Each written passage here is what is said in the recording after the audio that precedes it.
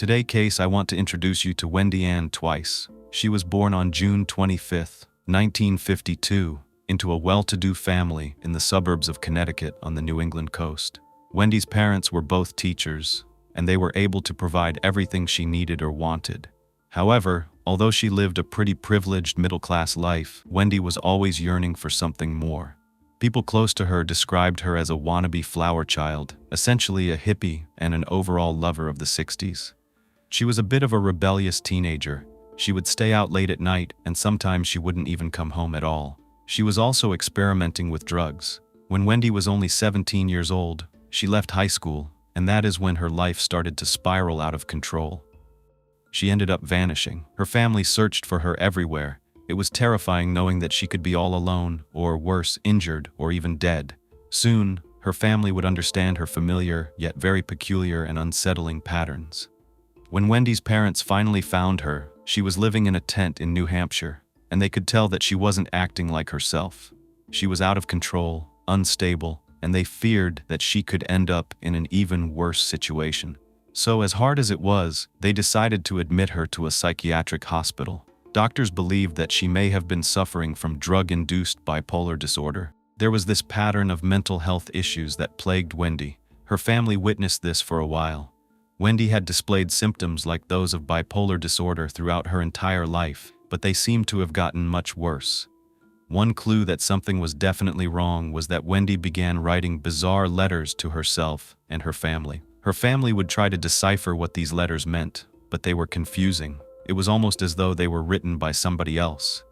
They knew that Wendy authored them because she was alone. They couldn't have been written by anyone else.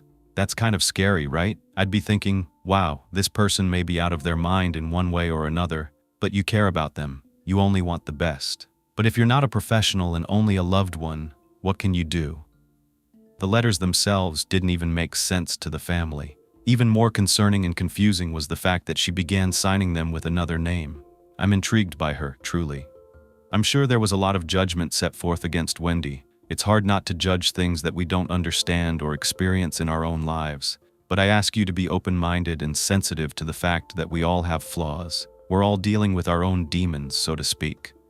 Wendy's just happened to have a name, Shauna. It's important for me to introduce you to Shauna, Wendy's alter ego or possible dual personality. Shauna was the real wild child. But before I really dive into all that, let me tell you what was happening in Wendy's life by the time she turned 18. She was still living at the facility that her parents had checked her into.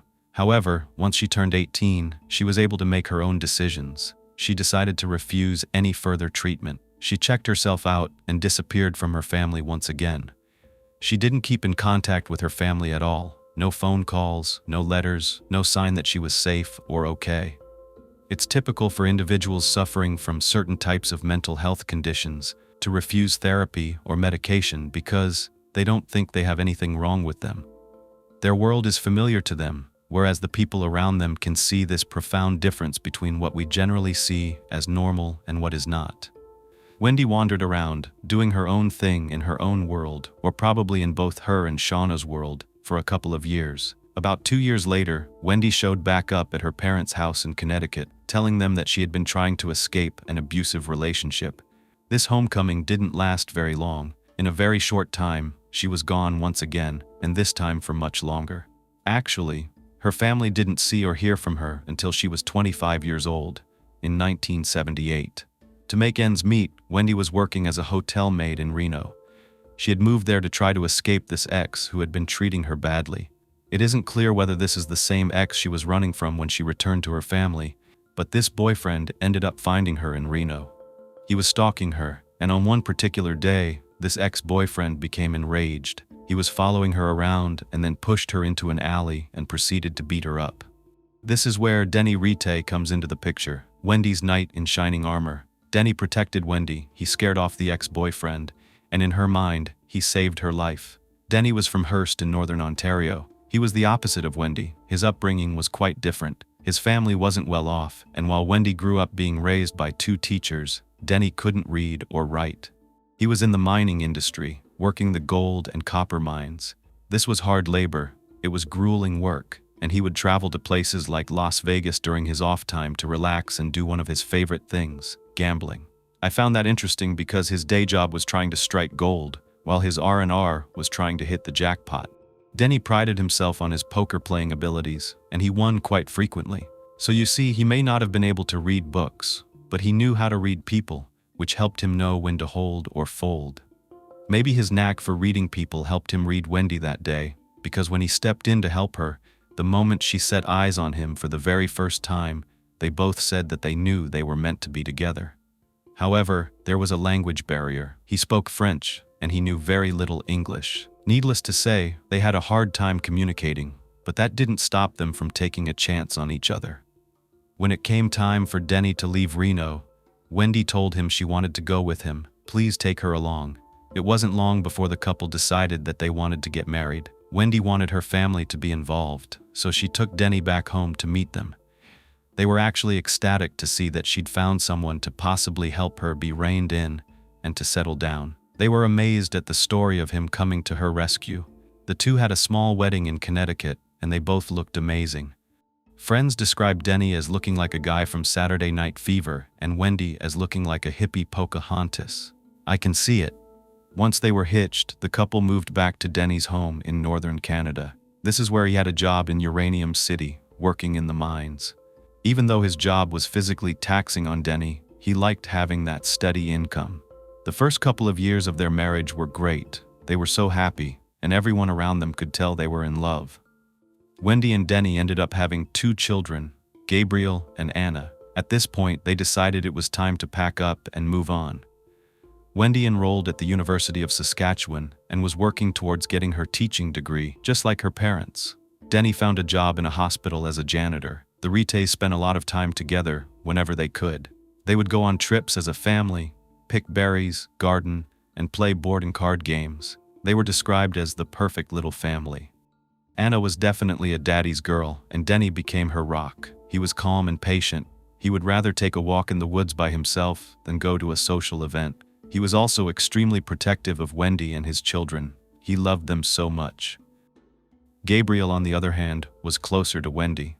She was very nurturing as a mother, and she wanted Anna and Gabriel to have emotional stability in their lives, which was something that she'd always struggled with.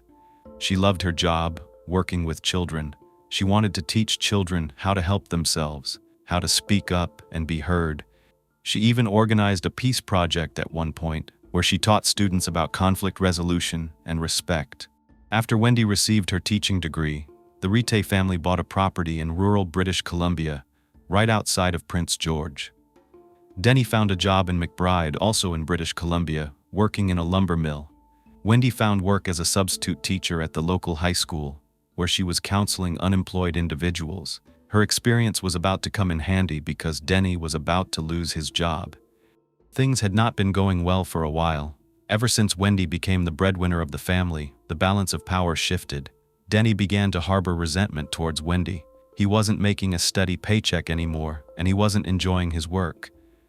Wendy, on the other hand, saw no limits on what she could do. Growing up, she was immersed in music, theater, and art, so she was into all kinds of things, from natural healing remedies using herbs to living off the land. Wendy was always a free spirit, trying to find world peace. She had always been a dreamer, spending a lot of time in her head with a wild imagination. One could say she wasn't very well grounded, no matter how stable her life seemed. She was always jumping from one trend to the next. One day she would be telling her friends and family that she was a vegan or no longer consuming dairy products. And then the next week she was trying some kind of new vitamin regimen or routine. But that's not all. Some of the things Wendy was into went beyond the norm. She believed in the supernatural. She believed she could call upon ghosts and summon them. This is also when she summoned Shauna. Remember Shauna, Wendy's alter ego? Wendy would call her children to come around the table, and she would have them hold hands and participate in seances. This is how Wendy would turn into Shauna. It was as if the spirit would come into her body, and when this happened, she would take on a completely different personality. She did not seem to want to be Wendy. She didn't seem to want Wendy's life. She didn't want kids or a husband. She wanted to escape and be free. This must have been very hard to comprehend as a child. Denny was so patient and so kind to her because he loved Wendy so much. He was the one who could handle her, talk her down, and bring her back from Shauna to Wendy again and again. When this shift happened, he would calmly take her away, remove her from the seance, put her in a quiet bedroom, and talk to her for hours until she would come back to Earth. Since she refused to seek help or get on medication, this was the only method that seemed to work for her, and Denny obliged. But no matter how many times he would try to help her, Shauna would come back. Soon, Denny was the one who was going to need help from Wendy. He was about to have a life-changing event. While he was at work one day in 1995, he got injured. He slipped on a deck that was wet from the snow, and a log hit his shoulder, causing him to be knocked unconscious. No one was there to see exactly what happened, but because of this accident, Denny was left with nerve damage down the right side of his body and severe back pain, which only got worse with time. Although he tried to return to work, he just couldn't perform the same physical activities in this demanding job that he once did. To his credit, Denny did try to find other jobs, but he was 45 years old, did not know how to read or write, and could no longer perform physically demanding work, so there were not many options left for him. Denny applied for workers' compensation, and it was now up to Wendy, and Wendy alone, to provide for their family. It's sad because Denny felt lost. He was 45 years old, without a career, no real purpose, nothing to do but sit at home feeling as though he couldn't contribute like he used to, and that can definitely wear on your self-esteem. However, Wendy and Denny loved each other. They would still look at each other with these loving eyes, and they never even fought. Even though Wendy was a very passionate person, when she believed in something, she would fight for it. She believed in being peaceful and loving, even through tough times. Wendy told the family that they were going to be just fine, that they were going to make this work and be together forever. But it was less than a month later when their life would be ripped apart. On August 18, 1997, Denny and Wendy headed out the door. They told their son Gabriel, who was standing in the kitchen, that they were going to run some errands after lunch. The phone rang at home, and Anna answered it. It was her father, and he was calling to ask if she or Gabriel had heard from Wendy.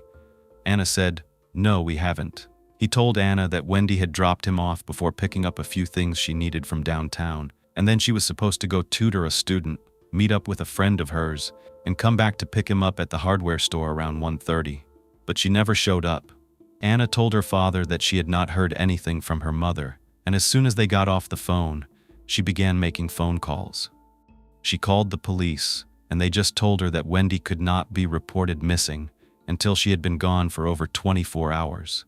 So instead, she called up the friend that Wendy was supposed to be with, and then she called up the girl that she was supposed to tutor, and they let her know that Wendy hadn't shown up to either place. Wendy was not the type of person to show up late or not at all when she had plans, so it was definitely not like her to miss these appointments, especially the tutoring lesson, because she took her job very seriously. This made Anna increasingly concerned. The family continued to wait all evening, staring at the door, anticipating Wendy just walking back through it at any time. As it started to get darker out, Denny decided to go back into town with Anna in the family's old truck to look for her. When Wendy and Denny would normally go into town, they would go to a coffee shop or Tim Hortons, so Denny decided to drive to those places to see if she was there. It was at that time that Anna looked over and saw the family's white Plymouth Voyager parked under a streetlight in a nearby grocery store parking lot. She noticed it looked like the grocery store was just closing up, so she ran in, hoping that maybe she would catch her mom inside. However, the doors were already closed, and when she knocked, they told her that there were no customers inside. Anna and her dad went back and they examined the van. That's when they noticed there was a dent in the side that they didn't think had been there before. That was interesting because they thought this might have been foul play. Someone could have taken her, there could have been a struggle, and the dent was made in the car when they took her away. But there was just no sign of anything like that.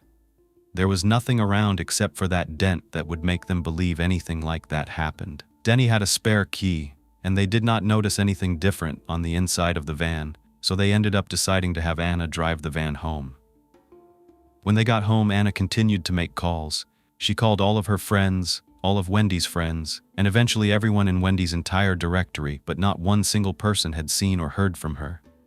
The next day, the Rattes reported Wendy missing with the RCMP, that's the Royal Canadian Mounted Police. they created a missing persons poster that they could hang around town. It had a picture of Wendy along with information to describe her, and it read, "Last seen in the area of 15th and Spruce Street, Prince George, on Monday, August 18th, 1997. It continued with, "Wendy is a Caucasian 44-year-old woman, 5 feet 5 inches tall, weighing 155 pounds, with brown hair, hazel eyes, and wears glasses. When she was last seen, she was wearing a blue-green blouse, blue jeans, and carrying a purse." Anna spent the next week diligently putting up the missing persons posters. The waiting was hard on everyone, especially Denny. He could not sit still, he just couldn't do much of anything. He would frequently take these long walks in the woods, and Anna eventually saw him break down and get emotional for the first time during this time. The longer that Wendy stayed missing, the bigger the news became around Prince George, and the more people learned of this case, the more speculations came about where she could be or what had possibly happened to her. Early on in the investigation, police focused on Denny, which isn't surprising to most people, including his own sister, who told him that he needed to get used to all the attention because, according to her, 99% of the time, the husband is the one who did it. His sister discouraged him when police asked him to take a lie detector test, but he agreed to take one anyway. Detective Judy Thomas, the lead investigator into Wendy's disappearance, said that Denny was nervous when he came in to take the test, but he wasn't more nervous than most people are. It's just that nobody knows exactly how to take a polygraph test or how they work. The polygraph operator asked Denny directly if he had anything to do with Wendy's disappearance, and he said, "No, I did not." The results showed that Denny had not been deceptive when he was answering the question, and he was eliminated as a suspect. There still weren't any real leads in this case, so what happened to Wendy? Detective Thomas then decided that she needed to focus her sights on the other major theories and rumors that had been floating around Prince George.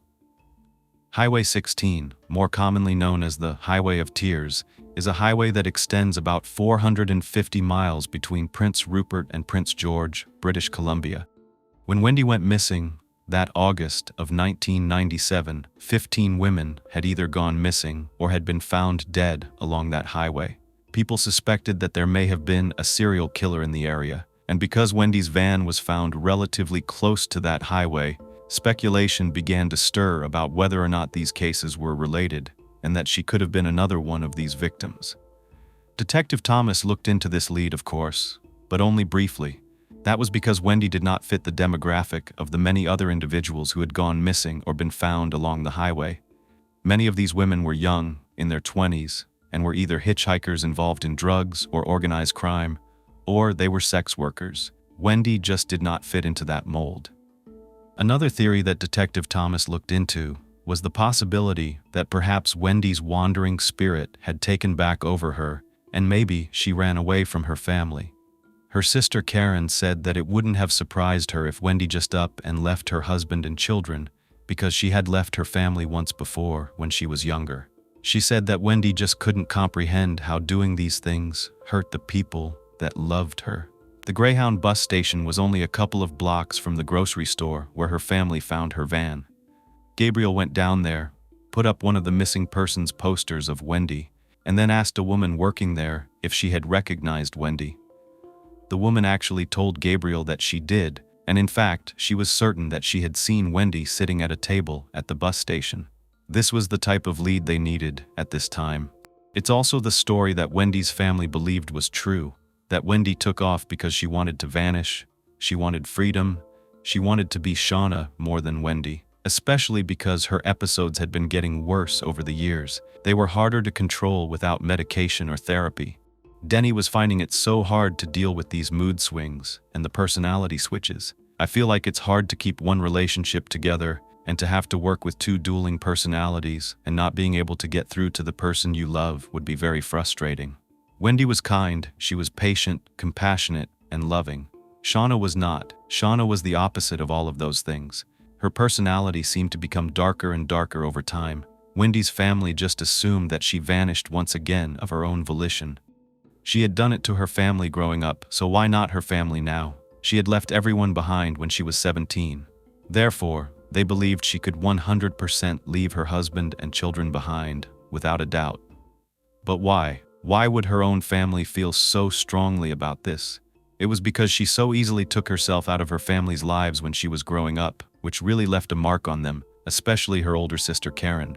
Karen wanted to protect her, and nobody felt like they could do anything. Wendy left all the people that loved her and cared about her, even all the people she called friends. With this track record in mind, they believed that she would have no problem leaving everyone behind again. But there were other reasons why people who knew her best thought this could be true. Anna began looking through her mom's papers. She was looking for some kind of sign or clue about where her mom might be or what could have happened. That's when she ended up finding an application for a teaching position in California. This definitely surprised her. Her mother had never told her or anyone else about applying for this position, and after all, Anna was from the United States, not from Canada. Maybe she truly did want to start over. Detective Thomas, when searching the family's home early in the disappearance, also found Wendy's passport was missing. Her family knew that she had also been involved in this religious group at one point, and this group called themselves the Emissaries of Divine Light. Sounds right up her alley with the spirituality and everything. Wendy was always bouncing from different religions, and she was just searching for her place to belong. She could have possibly been discontent because of her duality. This church group also had several branches in the United States, which continued to play into this theory that perhaps she left her family in search of something else, maybe a way that she could be more of Shauna and less of Wendy. I couldn't find any information about Wendy's early childhood other than what I already told you. She grew up in a middle-class family with two parents who were teachers. But it does make me think about it because 90% of people who suffer from this condition dealt with childhood trauma. And there are so many things that can be considered trauma to us that wouldn't necessarily look traumatic to someone else. Wendy had already been running away from home as a teenager, so there must have been something or someone that she was running from. If it was that easy for her to leave her parents, doesn't it make you think that she wasn't happy being with them? I could be totally wrong, I'm assuming here. But what about the fact that they put her away in an institution instead of being patient with her the way Denny was? I understand that many of us are not equipped to handle disorders, and sometimes it's safer and better to leave that care up to someone professional. However, it was just a perspective that I explored, considering that she was suffering from having these two personalities. Whether we understand it or not, having split personalities is a real thing. What's scary is that the alternate personality can take over a person's mind, at least for a temporary amount of time. The original personality, or the host personality, is still there, but it begins to take more of a passive role, more of a backseat driver, letting the alternate personality take control. Get this, the host may not even be aware that the other personality exists in them, which makes it very difficult for them to get treatment, and that terrifies me. But I also found it interesting, and it could be connected to what might have happened to Wendy. When this personality shifts, the new personality has its own identity, completely separate from the host. This means that Shauna would have her own history, her own age, mood, memories, vocabulary, behavior, and even a different belief system.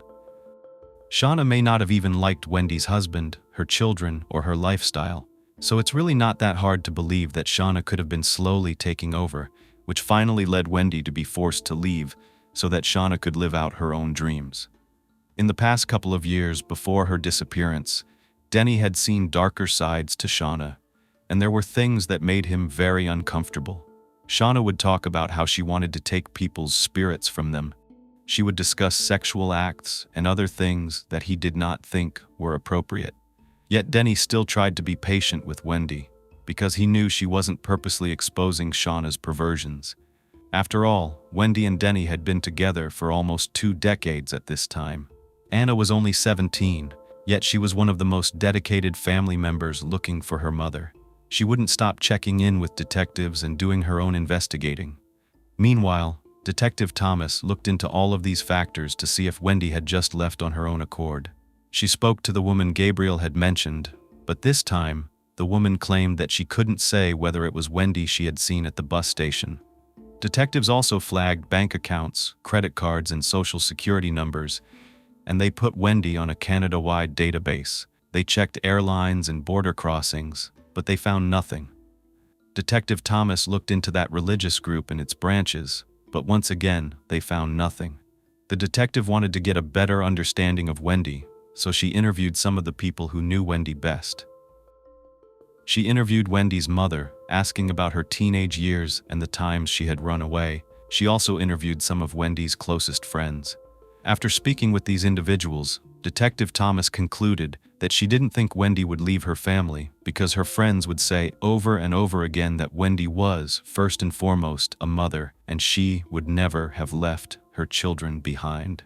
Detective Thomas also emphasized that there was something very different about a rebellious teen running away from her family than a grown woman with a family, a husband, and children just leaving everything behind. The last major theory that Detective Thomas had to look into was the most talked about and perhaps the most credible of all the theories: the Jones family. The Jones family were neighbors of the Rattes, and just 4 months before Wendy's disappearance, she had complained about them publicly in a local newspaper.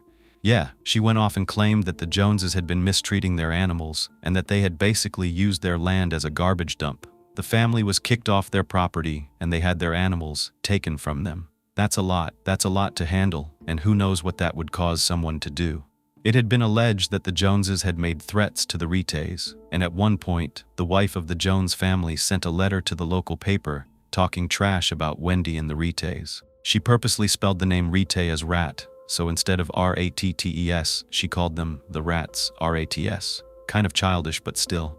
Gabriel also stated that his mother had felt threatened by the Joneses and that they would shout and scream at Wendy whenever they passed by. So this was not a good relationship. Detective Thomas looked into this theory, as she had with every other, and there had been one particular member of the Jones family who was speculated to be the one who may have done something to Wendy. However, this individual wasn't even around the area anymore, and there was nothing else that detectives could find to support the theory. These detectives, especially Detective Thomas, were just at a loss at this point. Every theory couldn't be substantiated, and the case essentially seemed to come to a dead end. Gabriel, Anna, and Denny had to try to go on with their lives. 3 years after Wendy disappeared, Gabriel moved to Vancouver and enrolled in college. Keeping busy helped him deal with the pain, but he wasn't able to fully get over his mom's disappearance. And one day in class, Gabriel had a mental breakdown. It was terrible, and he ended up quitting school. Anna was living with her boyfriend, hundreds of miles away from Prince George, but she still kept in contact with detectives because she was determined to keep her mother's case alive. Denny went about his own life as well. However, he seemed to be struggling the most. He lost everything: his beautiful, loving wife, his partner, the person he loved the most. She was also his support system, and without her, he had no way to live financially. She was the backbone of the family. Now his kids were growing up and they were gone too. He really didn't have a traditional way to make ends meet. So, sadly, like many other people who are desperate in these situations, he turned to crime. He was desperate for money. This included drug dealing, which eventually got Denny arrested. Luckily for him, he only received probation, since it was his first offense. Unfortunately, he lost the family home and had no other choice but to live in a cheap apartment in a bad part of town. He was collecting bottles just to be able to eat. When Anna spoke to her dad on the phone or got a chance to see him, she could tell he had changed entirely. He went from being a calm, patient, steady man to an angry, emotional mess. Initially, she thought it was grief over Wendy's disappearance that caused this change, everything he had been through. But then a different thought came to her mind. Maybe it wasn't grief that her father was suffering from. Maybe it was guilt. She had an overwhelming gut feeling that he was hiding something. While diligently working to find answers about her mother's disappearance, Anna uncovered another side to the perfect family she once believed she had. However, she couldn't give much time to this discovery at the moment because, through all the sadness, there was some light in her life. In 2002, she was marrying her longtime boyfriend, Eric. It was hard for Anna to walk down the aisle in her beautiful dress and not see her mother smiling back at her. She knew she had to hold it together on her special day. The day was as difficult as it was special, particularly because of Denny's attitude. You would imagine this being one of the happiest days of his life, watching his only daughter get married to the man she loved. But he wasn't impressed. He wasn't keen on the fact that Eric was 16 years older than Anna. He thought they were mismatched, and he was completely detached during the wedding until a song came on. The song Anna picked for her first dance was her parents' song, which upset Denny deeply. He became so emotional that he just wanted to leave. This reaction is understandable in some ways. It's his daughter's wedding, and she chooses a song that reminds him of his missing wife. While it was a special choice for Anna, it brought up a lot of unresolved emotions for Denny. Anna let it slide, understanding that emotions were running high. This was the first happy get-together since Wendy had gone missing, and it was as though the family had forgotten how to be happy. But they tried. 5 years later, however, Anna's perspective shifted. On the 10th anniversary of Wendy's disappearance, Anna decided to dig deeper and act on her suspicions about her father. As Anna asked family and friends about Denny, she discovered that he had become bitter when the family moved. This bitterness stemmed from having to leave his job as a miner, a job that was the best-paying one he ever had and ever would have. He truly resented the fact that he had to leave. You may have forgotten about Denny's first love, gambling. It's what brought him and Wendy together in the first place. Well, even though he was no longer working at the mines, he didn't stop gambling, and it became more of a burden on his family than just a fun pastime. He wasn't a young, carefree guy hanging out in Reno anymore. He had children and responsibilities. Wendy, who had been working hard to keep everything together and prevent the family from falling apart, didn't care about his gambling at first. She even tried to set limits with him, telling him that he needed to be smart and avoid playing big money or taking big risks on poker games. Especially because, after Denny got hurt, they no longer had any extra money that they could afford to lose. But Denny felt he was good enough to hit it big and wanted to contribute financially again. This meant he had to risk a lot of money that the family couldn't afford to lose. Even though Wendy was known as a very loving, patient person, she became angry at one point when she found out that Denny had secretly put away $500 for gambling. Another time, after he'd been hurt and out of work, Denny gambled and went all in on a full house, only to lose nearly $10,000. Despite these incidents, Denny continued gambling. Even after Wendy gave him several $100s to get some dental work done, he never ended up getting it. Anna had also given him money at one point for him and Wendy's anniversary to help them go out and celebrate, but he never did anything. Both times, they found out that he gambled the money away. Wendy, feeling overwhelmed, confided in close friends and family about Denny's gambling addiction. She admitted that she had been considering leaving him. She even told them she had brought up a conversation with Denny about possibly having an open relationship and that she was considering a sexual relationship with a woman. This was something that Shauna had actually brought up when Wendy was having an episode, so this technically wasn't Wendy's idea. However, she still brought it up to Danae, and I don't know how that made him feel.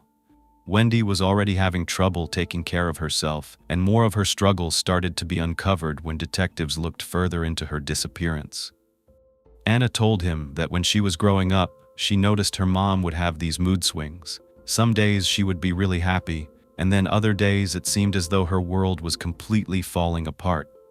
In reality, it was something much bigger, and we know that Anna did not know anything about Wendy's alter ego because Danae shielded his children from the truth. Danae's sister spoke about these mood swings of Wendy's, and she said that she first noticed them when Anna and Gabriel were children. She said that one moment, Wendy would be extremely gentle and soft-spoken with her children, and then only minutes later, she would be cold and abrupt with them. Danae would notice the shift in Wendy almost immediately, so he helped Wendy hide it. Whenever he took her away to another room or out of the house, away from everyone, she would come back and be completely normal. Danae's family eventually asked him what was going on with Wendy, and that's when he finally told them that it wasn't Wendy, it was Shauna. Danae said that Wendy told him about Shauna not long after the two had gotten married, so he had known all along, but not until they got married. So that's interesting. It's almost like don't let him know until you lock him down. But he wasn't the only person that had known about this other side of Wendy. Wendy's sister, Karen, said she had met Shauna in the past as well. Karen said she was supposed to meet up with Wendy one day, and when Wendy showed up, she was not herself at all. She showed up in this expensive car, bragging about how much money she was making, and she wasn't interested in anything about Wendy. Karen claims that it was at that point that Wendy told her she was no longer Wendy anymore. She claimed she was Shauna and that she was magical. She described Shauna as this ancient spirit called Doshana. Danae's sister said that Wendy refused to get help with these issues, and just a month before her disappearance, she had left and taken the kids to visit an old friend of hers named Lois. Of course, they tracked down Lois, and Lois said that while Wendy was there, she confided in her.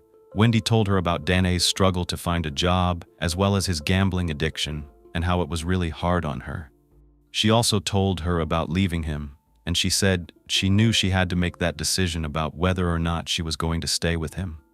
She also started to be more vocal with her children about leaving their father. She told Anna that she loved Dané, but she was angry with him, and that she wasn't sure she would ever be able to forgive him. She also told Anna that Dané's addiction was ruining them. Wendy decided to go as far as changing the bank accounts into her name because she felt like Dané wasn't able to control himself and wouldn't be able to protect the family's money. When Wendy went back home, she did sit down and have a heart-to-heart conversation with Dané. She later called Lois and told her that their conversation went well and that they were going to give it another try. But she emphasized that this was the last time, this was the last chance she was going to give him. Lois said that Wendy sounded relieved and extremely happy on the phone. Anna said that Dané had been bothered by what Wendy told him, especially the way that she had told other people about their marriage issues and Dané's gambling issues. Anna knew that her father was a proud man, and it bothered him that his dirty laundry had essentially been aired to so many people. When Dané was questioned by police, however, he maintained that his marriage was back on track and that everything was good. However, she did go missing the same exact day he received his final rejection notice on his worker compensation claim. I was thinking perhaps Wendy was at her breaking point. Maybe she didn't want to take responsibility for all this. Maybe this is what triggered Shauna to appear, and maybe she really did leave on her own to start a new life. In her mind, her family could have been better without her. However, detectives had always had another suspicion about Dané from the beginning. They thought he could be involved. Detective Thomas had interviewed him 3 times in the first few days after Wendy's disappearance. When she did, she noticed that his answers would change, especially when it came to vital facts in the case. Originally, when he was interviewed by detectives, Dané told them that Wendy had no money whenever she dropped him off and left that day. But then, in a follow-up statement, he claimed that he had given her more than $2,000.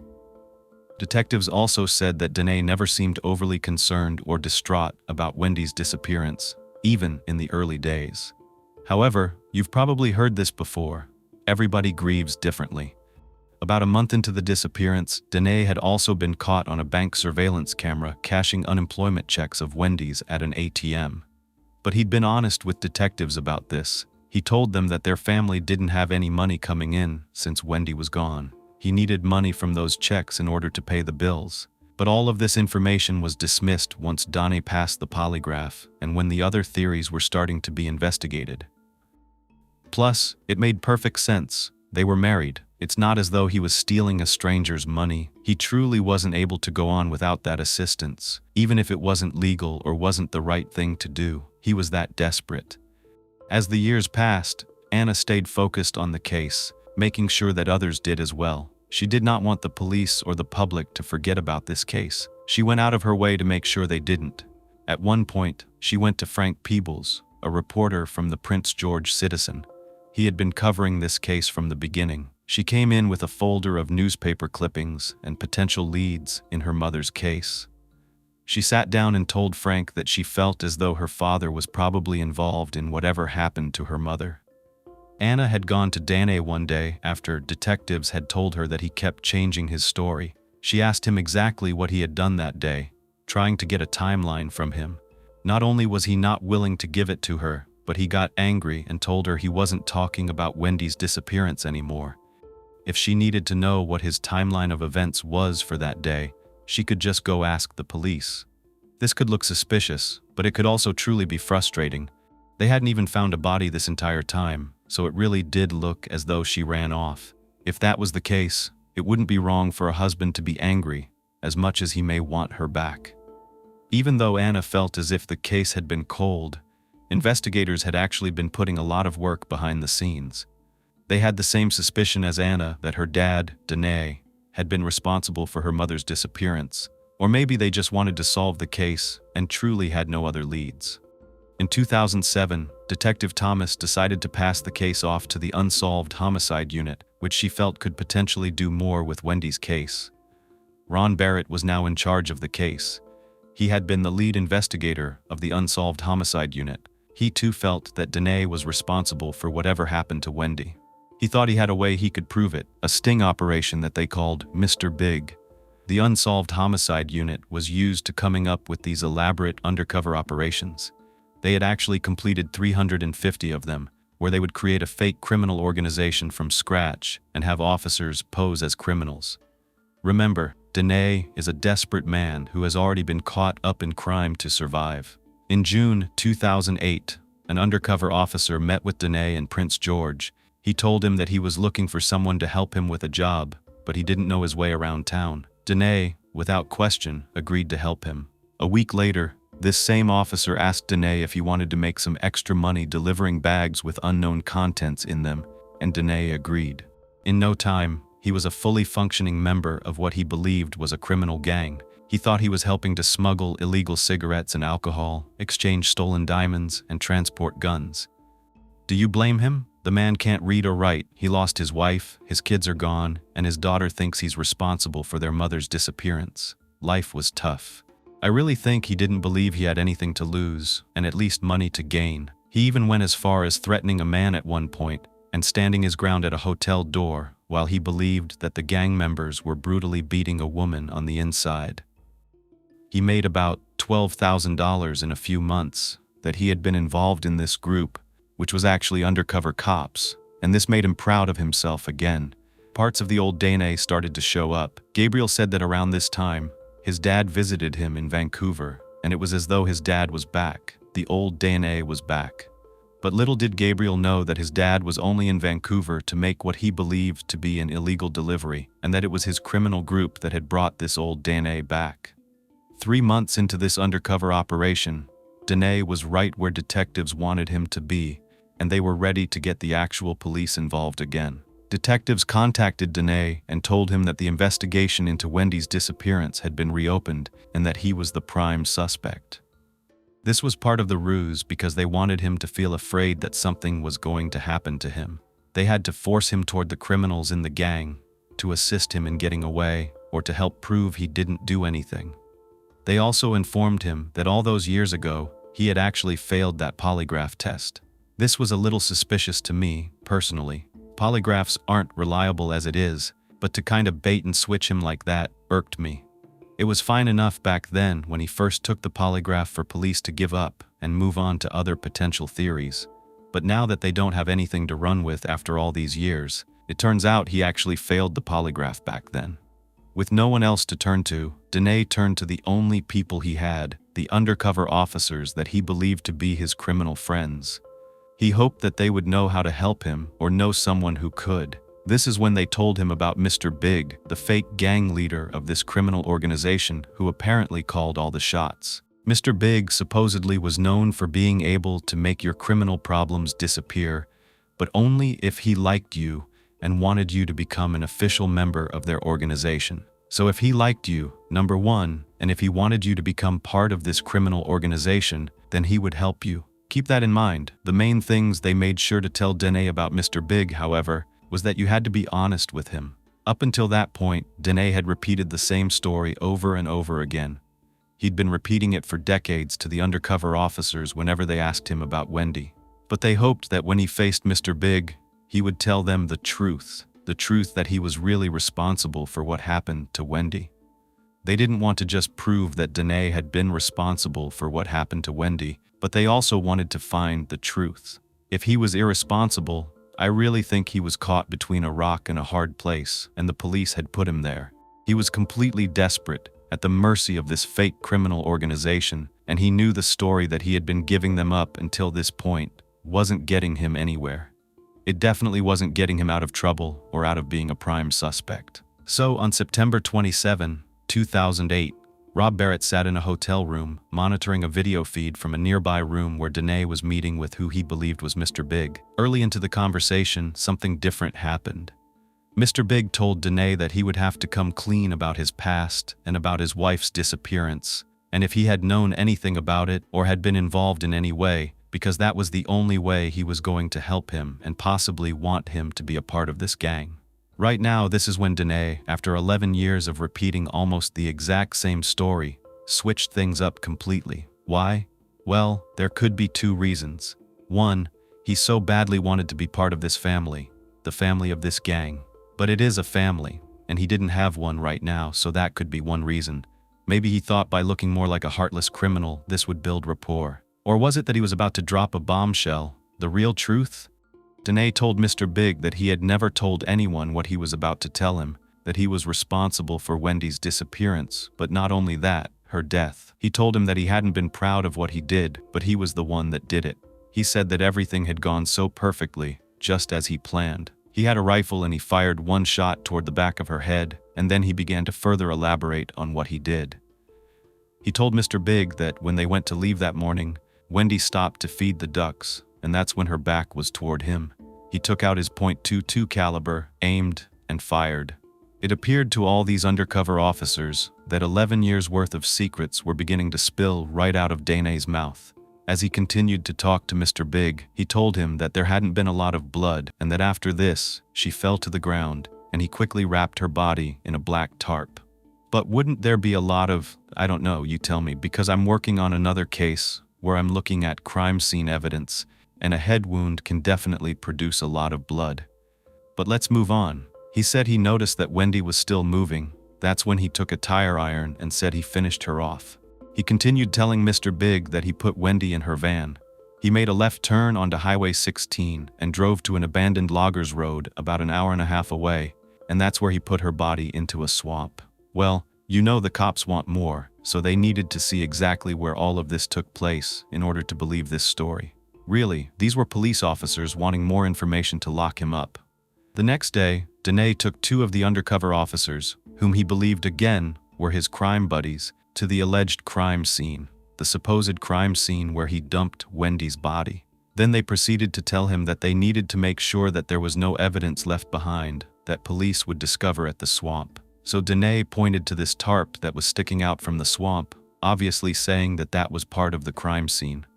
The very next day, the undercover officers went back to the swamp to pick up this piece of tarp. They sent it to an analyst. What do you think? Could he have made all this up? The part about the tooth and how we explained everything away, saying that, oh, she was inside the tarp. But then, after searching, detectives found nothing there. Granted, this area was full of wildlife, bears and wolves, so they're carnivores. You can do the math. It had also been 11 years, and that's what I meant by doing the math. That's a long time. I tend to think skeptically. I think if this is a first-time killer, is he that good at committing a crime that he can hide a body that well without anyone seeing him? Nobody would look. Wouldn't that be a typical place for someone to hide someone or something, in the brush? Wouldn't detectives have canvassed all of these areas? I don't know. It was an hour and a half away, but I feel like they would know Highway 16 and they had been searching up and down it. He said that after this, he then drove back to Prince George, getting rid of the gun and Wendy's ID along the way. And that's when he left the white Plymouth Voyager in the grocery store parking lot. He claimed that he had just wandered around for a bit before he called Anna and told her that Wendy had never come to get him. He explained that he intentionally chose to bring Anna back with him around town that night, to the coffee shop and to Tim Hortons, so that she would be the one to discover the van. Even if Danae was what he thought was 100% sure that this was the right location, I can't even remember something I did yesterday, let alone something that happened 11 years ago in all of that brush. Then I thought about the fact that he would have to have the tarp ready, like she's bending down with the ducks. A couple of days after the Mr. Big operation, Anna received a phone call from the police asking that she come downtown. They sat her down and informed her that they had arrested her father. Anna broke down when she heard the news. She felt like she had always known in her heart that this was what happened. When Gabriel was brought in, though, and he was told the same news, he reacted much differently than his sister. He didn't just believe that his father could have done this to his mother, and he was a little confused about the whole sting operation and how all that went down.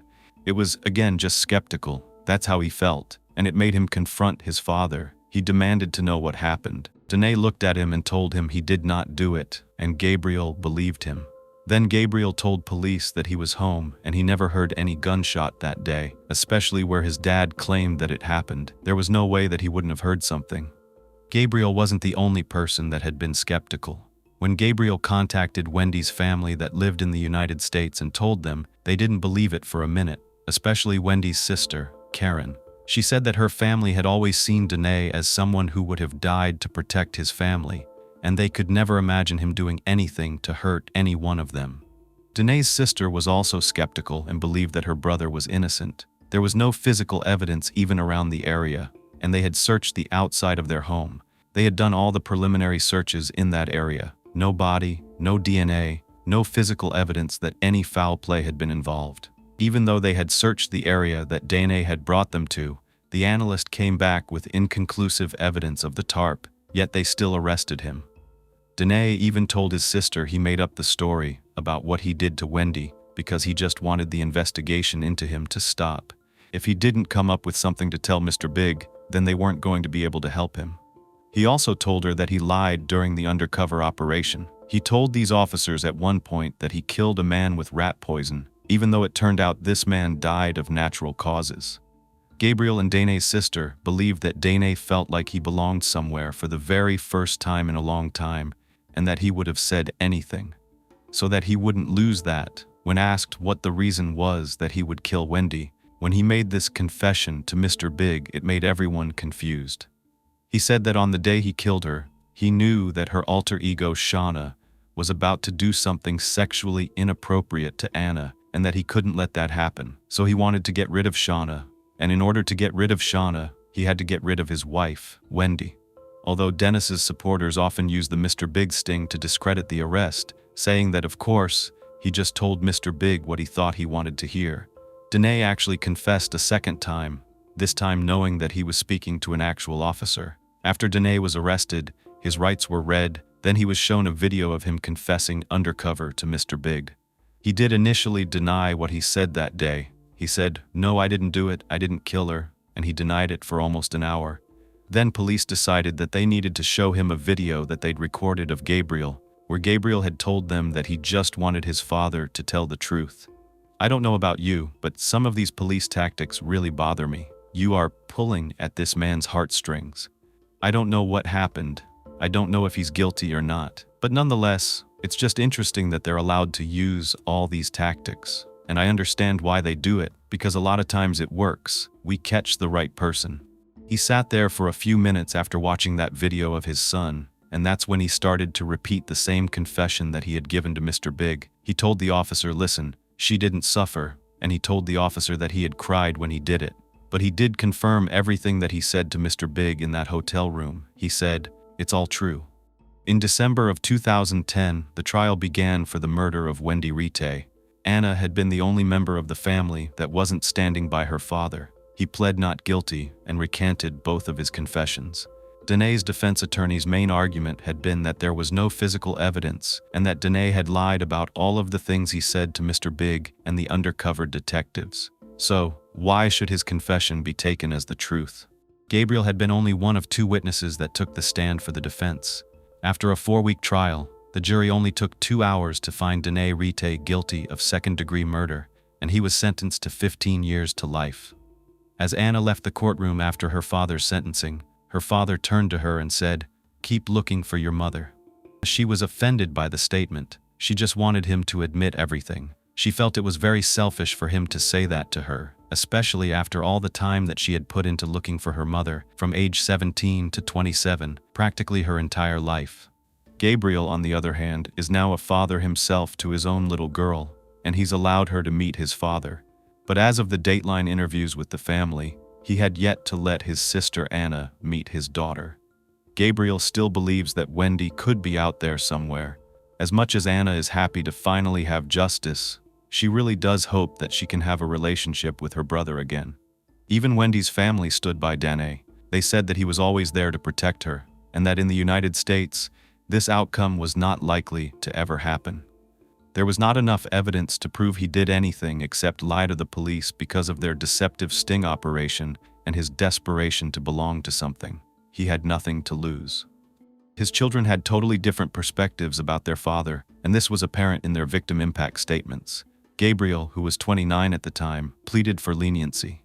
However, Anna, through tears, said this: "He deserves to spend the rest of his life in a self-made hell." She went on to say he was self-centered and a lowlife who was full of deceit and clearly committed the act beyond a reasonable doubt. She said, "I cannot understand why murder was chosen over divorce." Anna said she lost everything: the ability for her mom to see her graduate from high school, to be at her wedding, or give her motherly advice throughout the rest of her life, and I can understand that. She told the court that she went from an idealistic free spirit who loved life with great passion and optimism to an emotionally crippled human being who has trust issues, health issues, and fear, and rightfully so. Even if her father was not responsible, it wouldn't change that. But she still referred to him as a two-faced liar, bringing up the fact that he had that secret gambling life with his scumbag buddies that he loved so much, that he stole money from his own family, from Anna, from her mother, from Gabriel. He took that money on the pretext of buying his wife an anniversary gift, only to spend it on gambling. He was just like his father. He stole money from his family, the way his own father did from his. It was just history repeating itself. She went on to explain that she still stuck up for him after he was caught selling hard drugs, and now she doesn't know how she could have been so blind. She said he's where he belongs, even if he didn't murder her mother. That's how much it seems like she hates her father. I honestly kept wondering if there was something more to what happened to her, something more to her childhood, why she harbored what seems like so much hatred toward him. Both children have changed their last names, probably to avoid the stigma that their father's last name brings. Gabriel was conflicted on what he believed. He doesn't want to lose his father because he already lost his mother, and until they find a body or can confirm that his father did this, he's not pushing him out of his life. Gabriel said, "He has been a great father to me before and after my mom disappeared, and this convinced him that he would not be a risk for reoffending." He went on to say that he had no idea his father recanted the allegation about being worried that Wendy's alter ego was hurting Anna. Once he was under oath, he said, "No, I just said that. That's not true." Gabriel didn't know that, and that made him believe even more that his father didn't do this. There was just an update about this case in September 2021. This is when Danae was denied day parole under Canadian law. It's a form of release where you can participate in public activities during the day, and then you have to return every night to either a prison or a halfway house. His behavior in prison was satisfactory, and he had been accepted into a halfway house in Lower Mainland before he got denied day parole. So that would have been great for him, but the court panel remained concerned. They said that after the murder, he was convicted and sentenced on that trafficking-related charge, and this indicated to them that his involvement in criminal activity was likely greater than what his record showed, and that he was entrenched in this criminal attitude. That's why he wanted to be part of the gang with Mr. Big. The panel said, "Your file states that you have little insider understanding into your actions. Further reports indicate you are very comfortable playing the victim role and blaming everyone but yourself. You have accepted little responsibility for your offending behavior by way of victim empathy." The panel went on to say that he had not participated in any programs or other interventions to challenge his problematic thinking patterns and behaviors that contributed to his offenses, specifically his drug-related offenses. Overall, the board remains highly concerned that he would be a violent offender with risk factors because he was unwilling or unable to challenge his persistent cognitive distortions related to his role in the crimes he committed and continued to point blame at others. You never think anything like this will happen to you or to the people you know. This is one of those stories when the life of your dreams turns into your worst nightmare. Only this time, it's one that no one will wake up from. This story takes place in September 2005 in a town called Neal. It's a western suburb 45 minutes outside Chicago in DuPage County, Illinois. Neal is described as very family-oriented. It's also pretty upscale. Many people relocate to this area when they raise a family due to the quality schools. There are also a lot of parks and recreation areas, and it's just great for active families. It's just a really safe neighborhood. It's not like Chicago. There's a very low crime rate and a particularly low murder rate. There are no gangs, drive-bys in the street, or violence like you see elsewhere in Illinois. The story is going to be centered around a West suburban all-American family. It's almost like the classic fairy tale phrase, happily ever after. It really originated from the basic white heterosexual couple with American ideals. But can we really use this term the way it originated with the evolution of what an American family looks like now? You tell me. However, it's also said that if you describe someone as all-American, it means that they seem to have all the typical qualities that are valued by ordinary Americans: good looks, higher education, wealth, success, etc. So I think it definitely describes the Hansen family. Mary Lynn and Terrence Hansen had 2 daughters and a son. They were wealthy and had good jobs. Terry was successful in sales, working for the same company for over 30 years. Mary was a devoted wife and mother. She managed the household, spent time gardening, organizing, entertaining guests, and raising their children. They had a big, beautiful home. It's right here, a loving marriage, and 3 beautiful children. Everyone that knew the Hansens said they were living a great life and had everything they could possibly want. Stories always seem to start out like this. Taryn Michael Hansen, who went by Terry, was born on September 18, 1948, in Minneapolis, Minnesota. As a young man, he served in the Navy Reserve. He met Mary in high school in the 60s, and they became high school sweethearts. After high school, they got married. Terry was a hard worker. He loved to golf in his off time and spent a lot of time golfing with his friends. He was also a huge Vikings fan and enjoyed watching sports and spending time with his family.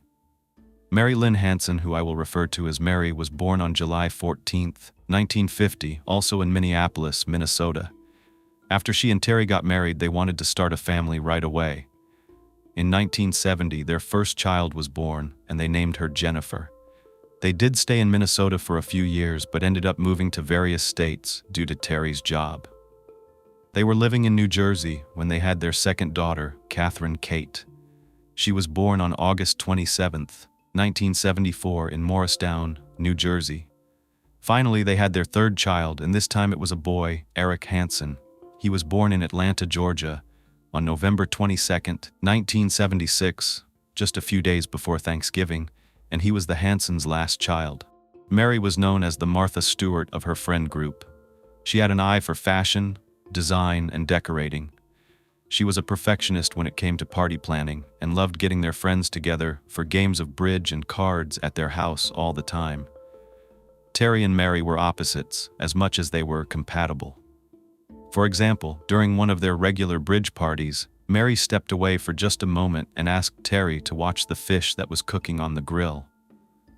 In only a matter of minutes, sounds like something that would happen to me, he got carried away in a conversation. When Mary came back and opened the grill, there was nothing there except charcoal, and they would joke about this all the time. Mary was always offering to help. She would even redecorate her friends' homes and give them beauty advice. She was one of those friends who would come over, bring you soup when you were sick, and by the time she left, your whole house would be rearranged, organized, and cleaned from top to bottom. Terry was known as a charming, handsome man with a great sense of humor, and he loved to tease the people closest to him. A phrase that he used a lot was, "Don't get mad, get even." This reflected his work ethic. He was hardly ever seen without a laptop or his phone. He was always working and multitasking. He could draft up contracts while watching the children and be on a business call at the same time. He loved his job and was a devoted family man. Eventually, the Hansens decided to move to Neal, Illinois. When the children had graduated from high school, Jennifer decided to stay back in Minnesota. She ended up getting married to a man named Corey Williams, and they had 3 children, 2 girls and a boy, just like her mom. Kate and Eric moved to Illinois with Terry and Mary, and they were very attentive parents. They went above and beyond for all of their children. All 3 of them were positioned to have opportunities to get whatever they desired in life, and their parents were there to help. Kate was very close with her mother and took after her in many ways. Kate enjoyed going shopping with her mom, decorating the house, and throwing parties for special occasions with friends and family. She was also known for her very strong political views. She attended Aurora University, graduating in 2003 with a degree in political science. She was a staunch Republican and a huge fan of Bill O'Reilly. She would frequently call into his radio show. She looked up to women like Laura Bush. She even spotted her once at a restaurant while she was visiting New York and became so giddy that she shouted out loud with joy. Kate also liked expensive luxury fashion. She had a very large collection of designer purses, specifically Louis Vuitton bags. Her aunt would joke that while they were on a trip to Paris, Kate spent way more time shopping for bags than she did enjoying the tourist attractions. While in college, she worked as a waitress at an upscale steakhouse called Sullivan's in downtown Neal. This is where she met her future husband, James "Jimmy" Sa. Jimmy was actually on a date with another woman, but Kate made such an impression on him that he slipped away from the table and asked for her phone number. He also impressed her by giving her a very generous tip. He did not hesitate to call Kate the very next day, and they went out that same night. From that moment on, they never left each other's sides. They really felt like they were meant for one another. Jimmy came to the US from Taiwan with his brother Kiyoshi when he was only in 6th grade. He was very ambitious and owned and operated a company called TT Incorporated, which imported and exported computer equipment between the US and Taiwan, where his parents still lived. Jimmy's brother also worked for his company. Jimmy was making money from a very young age and never left home without carrying a lot of cash. Just like Kate, he enjoyed the finer things in life. He was into trading and investing, and even had a collection of gold bars in his house. About 8 months after Kate and Jimmy met, they eloped in Vegas, but kept their marriage under wraps for a while because they planned a very elaborate, fancy, huge celebration in the spring of 2006 on a boat off of Navy Pier. After they were married, they got this big, gorgeous 2-story home in a community called White Eagle. The subdivision was only 5 miles away from the Hansons' residence. Look how beautiful it is. I love the brick. It had 5 bedrooms, 3 baths, and over 3,000 square feet. The couple enjoyed dining out, going to the movies, and spending time with Kate's family, especially Mary. Their home was in an upscale, quiet, gated community. It was immaculate, lined with well-manicured lawns and fancy homes, and even boasted 24-hour security with officers on patrol. Jimmy regularly played poker with other guys in the neighborhood. They were all very friendly and looked out for one another. If anyone needed anything, they were there to help. Kate and Jimmy were in love. They had the same goals and were both family-oriented. They looked forward to starting a family of their own together, and Kate was actually helping Jimmy with his company. She was working as an administrative assistant. The family stayed close even though they were in different states. She loved spending time with Jennifer's children. She adored her 2 nieces and nephew. When Terry and Mary moved to Naperville, they met another couple, Ron Olin and his wife Andy, and the 4 of them really hit it off. They had a very close friendship. They considered each other family. They spoke every day. Ron also knew the Hanson children pretty well. He said that Mary and Terry would do anything for their children. Out of all the kids, Mary was the closest to Eric, and Terry was the closest to Kate. Daddy's girl and mama's boy, perhaps. Mary was known to spoil Eric, and I think most parents are somewhat guilty of that, especially when it's the baby of the family. The last born is the last chance to be the best parent, and in some cases, parents will overcompensate for anything they regret doing or not doing with their previous kids. Mary doted on Eric since he was born. Eric was growing up at a time when his parents were the wealthiest they had ever been. Therefore, he did tend to get more material things that he wanted. They went on vacations, they had big Sunday night dinners with their friends, and he was gifted things like cars and nice clothes. I think you get the picture. However, Eric was a handful. They say the boys are. I have a girl, so I don't have first-hand experience, but moms that I have talked to say that boys are just naturally more rambunctious. With Terry at work all the time, it was really hard for Mary to handle all 3 kids, with Eric being the hardest. She just wanted Eric to be calmer like the girls were, and by the time he was only 18 months old, Mary thought there might be something wrong with him. In this next part, I will be discussing mental health, specifically ADHD, and even more specifically, ADHD in children. I'm not an expert, but I know enough about ADHD to understand it. But before this video, I had never gone deep into how it may affect children. And by the way, if you're not interested in this part of the video concerning mental health, you can skip ahead. I will leave the timestamp below. However, I usually don't include topics that aren't relevant to the story, so I do encourage you to listen. Mary brought Eric in to be evaluated by a physician who ended up referring her to a child psychologist. After fully evaluating Eric, it was the doctor's professional opinion that Mary tried medication with him. Keep in mind, he's not even 2 years old at this point. I'm going to present you with the facts that I've gathered, and you can make your own judgment call and opinion, and I will give you my thoughts as well. If you have ADHD, or you have a child that suffers with it or takes meds or was misdiagnosed, just any experience, leave it in the comments because it always leads to interesting conversations. But remember, be kind, considerate, and mature. I've heard about children taking medication at a young age, but I guess I never considered it at only 18 months or even kindergarten age. It just seems so young to me. As a matter of fact, children can develop the same mental health conditions as adults, but their symptoms may be different. And apparently there are things to look out for. I wanted to define mental health disorders in children. Generally speaking, it refers to delays in developing age-appropriate thinking, behavior, social skills, and regulation of emotions, which can be very hard for children. It can make it hard for them to function at school, at home, or in social situations. But here's the thing. It's hard to differentiate between a disorder versus normal childhood behavior.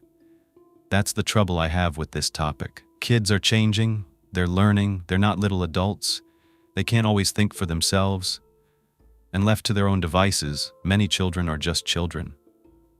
They're immature, they make bad decisions, basically, they don't know the stove will burn them, so to speak. I tend to lean more toward children not learning coping skills, or even before that knowing right from wrong, as well as the consequences of their actions. And therefore they start to exhibit this unwanted behavior, and then it turns into a habit over time, which is then harder to curb. Unbeknownst to me before researching this thoroughly, there are actually a litany of common disorders that appear in childhood, which makes sense because they have to start at some point, right? Anxiety disorders, ADHD, autism, eating disorders, depression, mood disorders, PTSD, schizophrenia, and I'm sure that is not even close to an exhaustive list. But there are also warning signs: persistent sadness, hurting oneself or talking about hurting oneself, talking about death or suicide, outbursts of extreme irritability, out-of-control behavior that can sometimes be harmful, drastic changes in mood or changes in personality or behavior, or even their eating habits, loss of weight, difficulty sleeping, frequent headaches or stomach aches, difficulty concentrating, changes in academic performance, or just trying to avoid or miss school. Tell me this, would these apply to an 18-month-old baby? The child isn't even 2, and we always say, terrible 2s. That became a thing because of the way children act at 2. Not to mention that not all children act out. So if you're comparing them to another sibling, you might think they're truly broken or suffering from a disorder. But are they? What are your thoughts? Here's the thing. Inattention, impulsivity, overactivity, they're all common in ADHD, but they're also common in the daily behaviors of most preschool-age children. Studies have shown that up to 40% of children by the age of 4 already have sufficient problems with paying attention. And when you add technology to the mix, that number is probably going to go up. Now, nevertheless, the majority of these concerns don't last long-term, although we may not know about the technology thing right now. Anyway, even children who have symptoms that are so severe and frequent that they warrant a diagnosis of ADHD in the preschool years, only 48% of them continue to exhibit these behaviors into adolescence. Research has concluded that most of these behaviors alone by 3- and 4-year-olds are not indicative of ADHD, especially since 50% of all preschool children have the same characteristics. But let's say a child really is suffering, and taking into account that these disorders would actually negatively affect the child, it makes sense to try proven methods to improve the quality of life, not just for the children but for the parents. Mary took Eric to mental health professionals, whose job it is to diagnose these disorders. If the professionals were saying medication was the best course of action, I'm going to assume it was. But I can tell you from personal experience working at a doctor's office, there are incentives for prescribing meds to patients, especially young ones. Some say there's a plan for pharmaceutical companies to get people hooked at a young age. That way you get a patient for life. And I'm not going to go into all that. Instead, I'm going to assume these doctors were being very diligent and correctly identifying the condition, then properly medicating. Mary did tell close friends that Eric was dealing with very serious psychological issues, and by the age of 5 until he was at least 10, he was taking several different prescription medications for ADHD. ADHD medication is considered safe and effective. The risks are small, and the benefits are well documented. I would really like to know what Eric's symptoms were, because ADHD is not a serious psychological issue. So was he being properly medicated, and was he actually diagnosed with the right disorder? Eric's friends actually said he was a normal kid, and as he grew up, he was very popular with the ladies. He was always very well put together, impeccably dressed, with his perfect blonde hair always styled just right. He had big, bright blue eyes and a white smile. Plus his family was well off, so that made him very desirable. He drove nice cars and enjoyed the expensive luxury lifestyle, but it was all on his family's dime. They didn't seem to mind though, because he was accustomed to that lifestyle. It is all he's known for his entire life. Eric had a lot of girlfriends. He loved taking them out to 5-star restaurants, enjoying a nice bottle of wine, spoiling them with expensive gifts. People who knew Eric said he was popular, confident, and you could tell he was rich. He always had nice things. Girls were always trying to get with him, so most of his relationships didn't last very long. He just had so many girls to choose from. One of Eric's exes told friends that she had literally hit the jackpot when she landed Eric. According to her, he was super hot, taking her on lavish weekend getaway vacations, buying her whatever she wanted. But what about committing crimes by the age of 20? Is that normal? Well, it became a normal occurrence for Eric. In 1995, he was caught breaking into homes in Oakland County, Michigan, which is just north of Detroit. And don't ask me what he was doing there. He pled guilty to a series of home invasions. Since he was a first-time offender, the court allowed him to serve his 5-month sentence in a boot camp program, followed by probation upon release, instead of going to jail.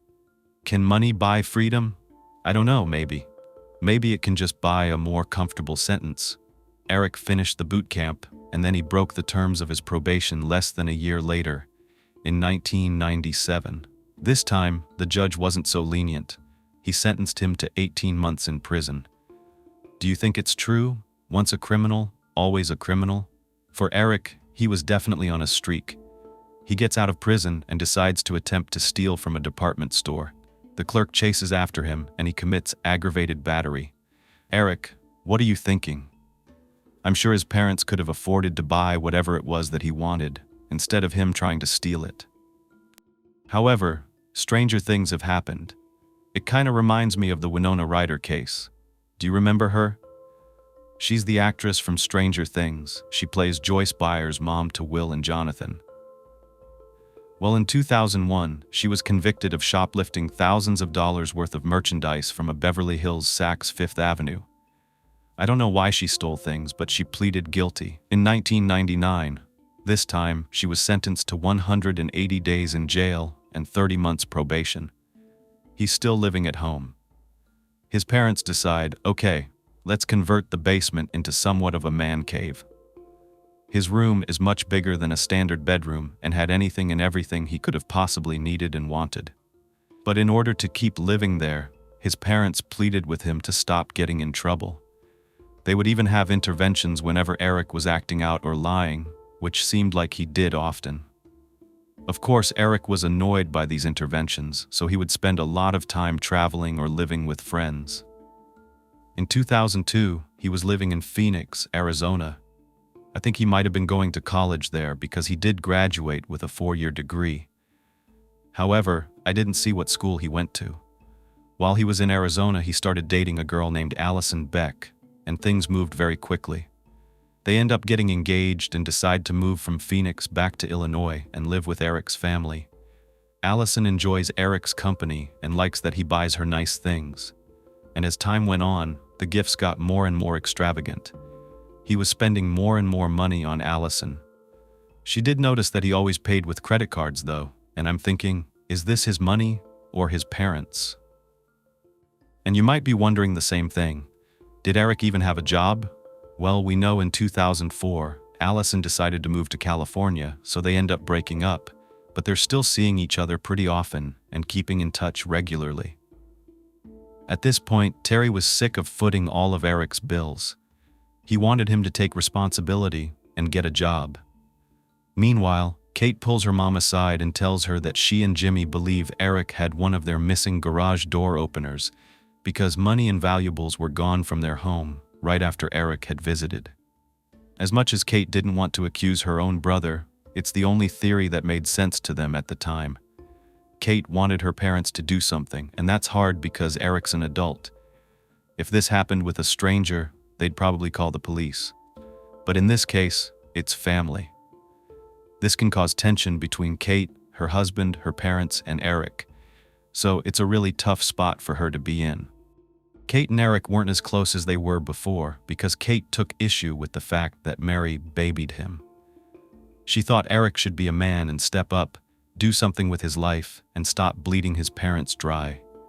She tried having conversations with him. He would just deny it, or he would blame others, or he would just insist, okay, I'm going to change, but it didn't seem to happen.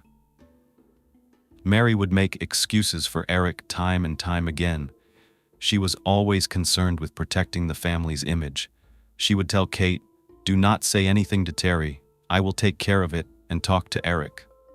At this point, Mary was working. She was in a position at MetLife Insurance, so she had some money of her own. If Eric needed something, he didn't need to take it from anyone. She would figure it out.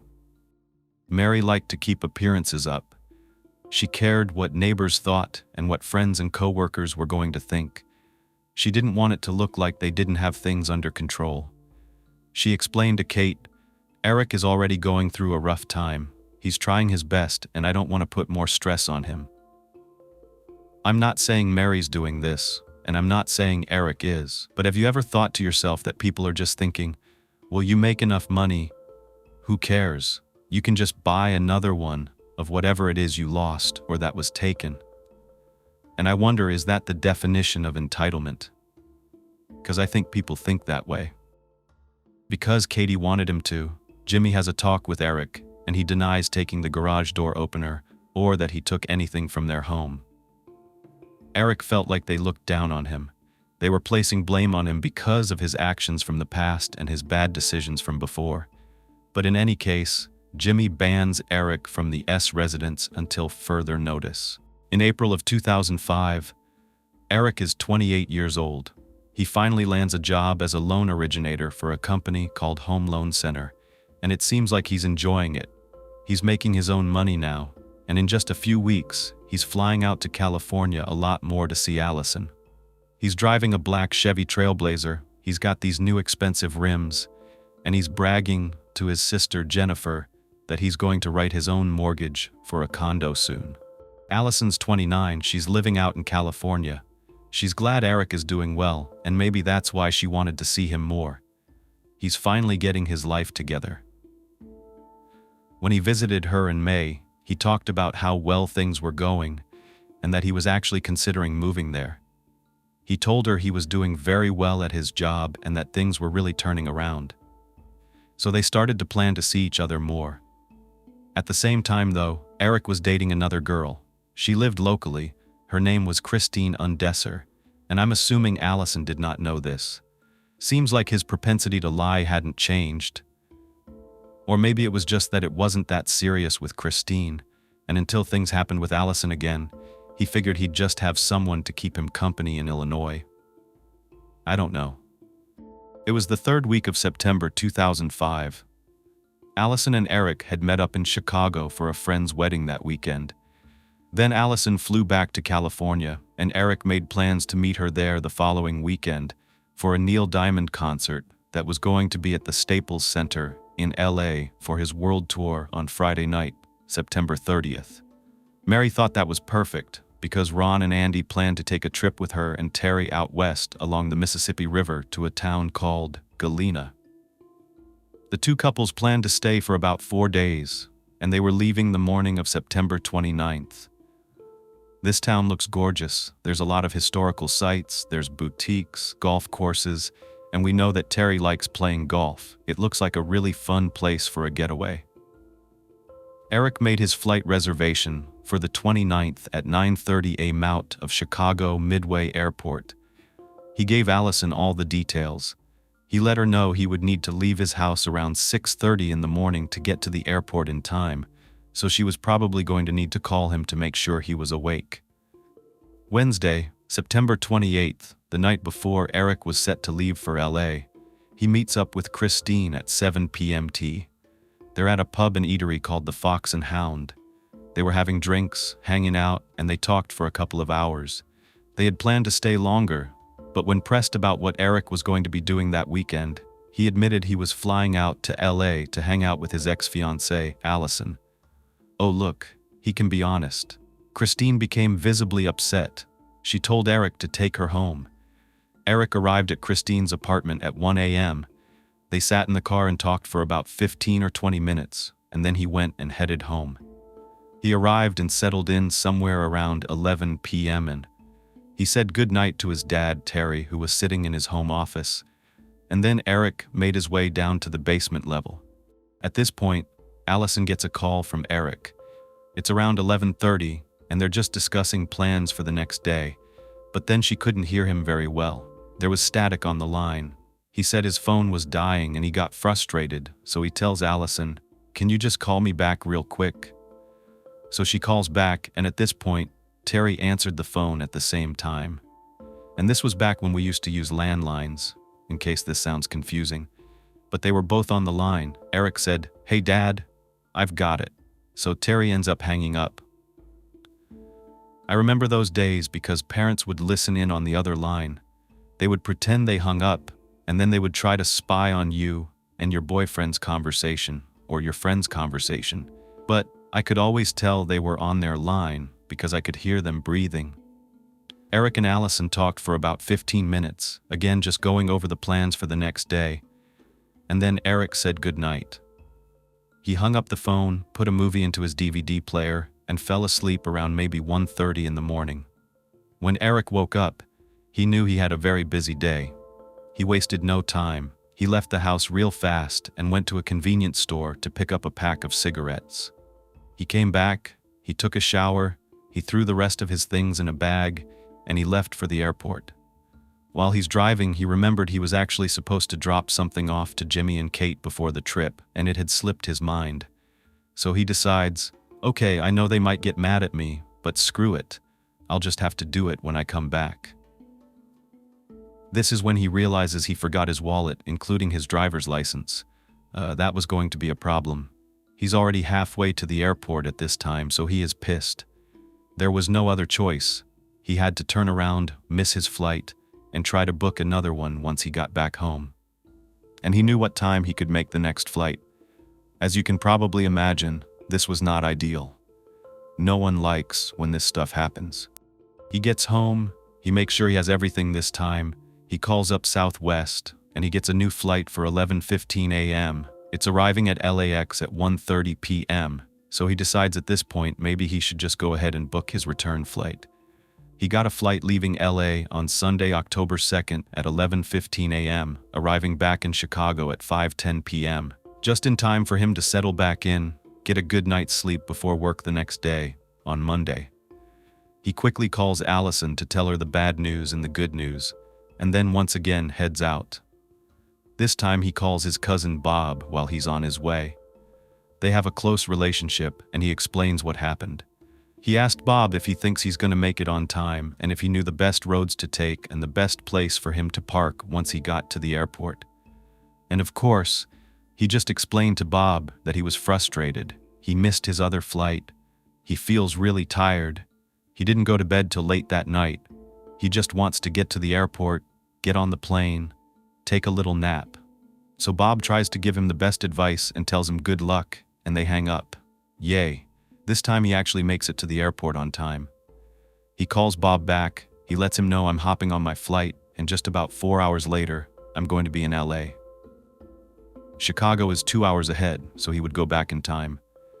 He arrives at 1:30 p.m. Allison is excited to see him. She asked him how the flight was. He said it was fine, he just slept the whole time. Eric and Allison start planning their weekend together. However, something is about to throw them a curveball. That Friday morning, Ron calls Mary and Terry before their trip to check in and go over their plans, but there's no answer. That wasn't that unusual, so Ron leaves a message for Terry to call him back. When Terry didn't call back after 10 minutes, Ron started to get a little worried that the couple may have forgotten about their plans. So he tries once more. Still no answer. An hour and a half or so had gone by, and Terry still hadn't returned Ron's calls. Ron tells his wife, Andy, to try Mary's cell phone. No answer. He figured they might be out doing some last-minute shopping or packing, so he let it go and waited. Meanwhile, something else was happening that had people close to the family concerned. Jimmy's brother, Kiyoshi, saw him and Kate the evening before, leaving the office around 5 p.m. But neither one of them were in the office that morning, and they weren't answering his calls.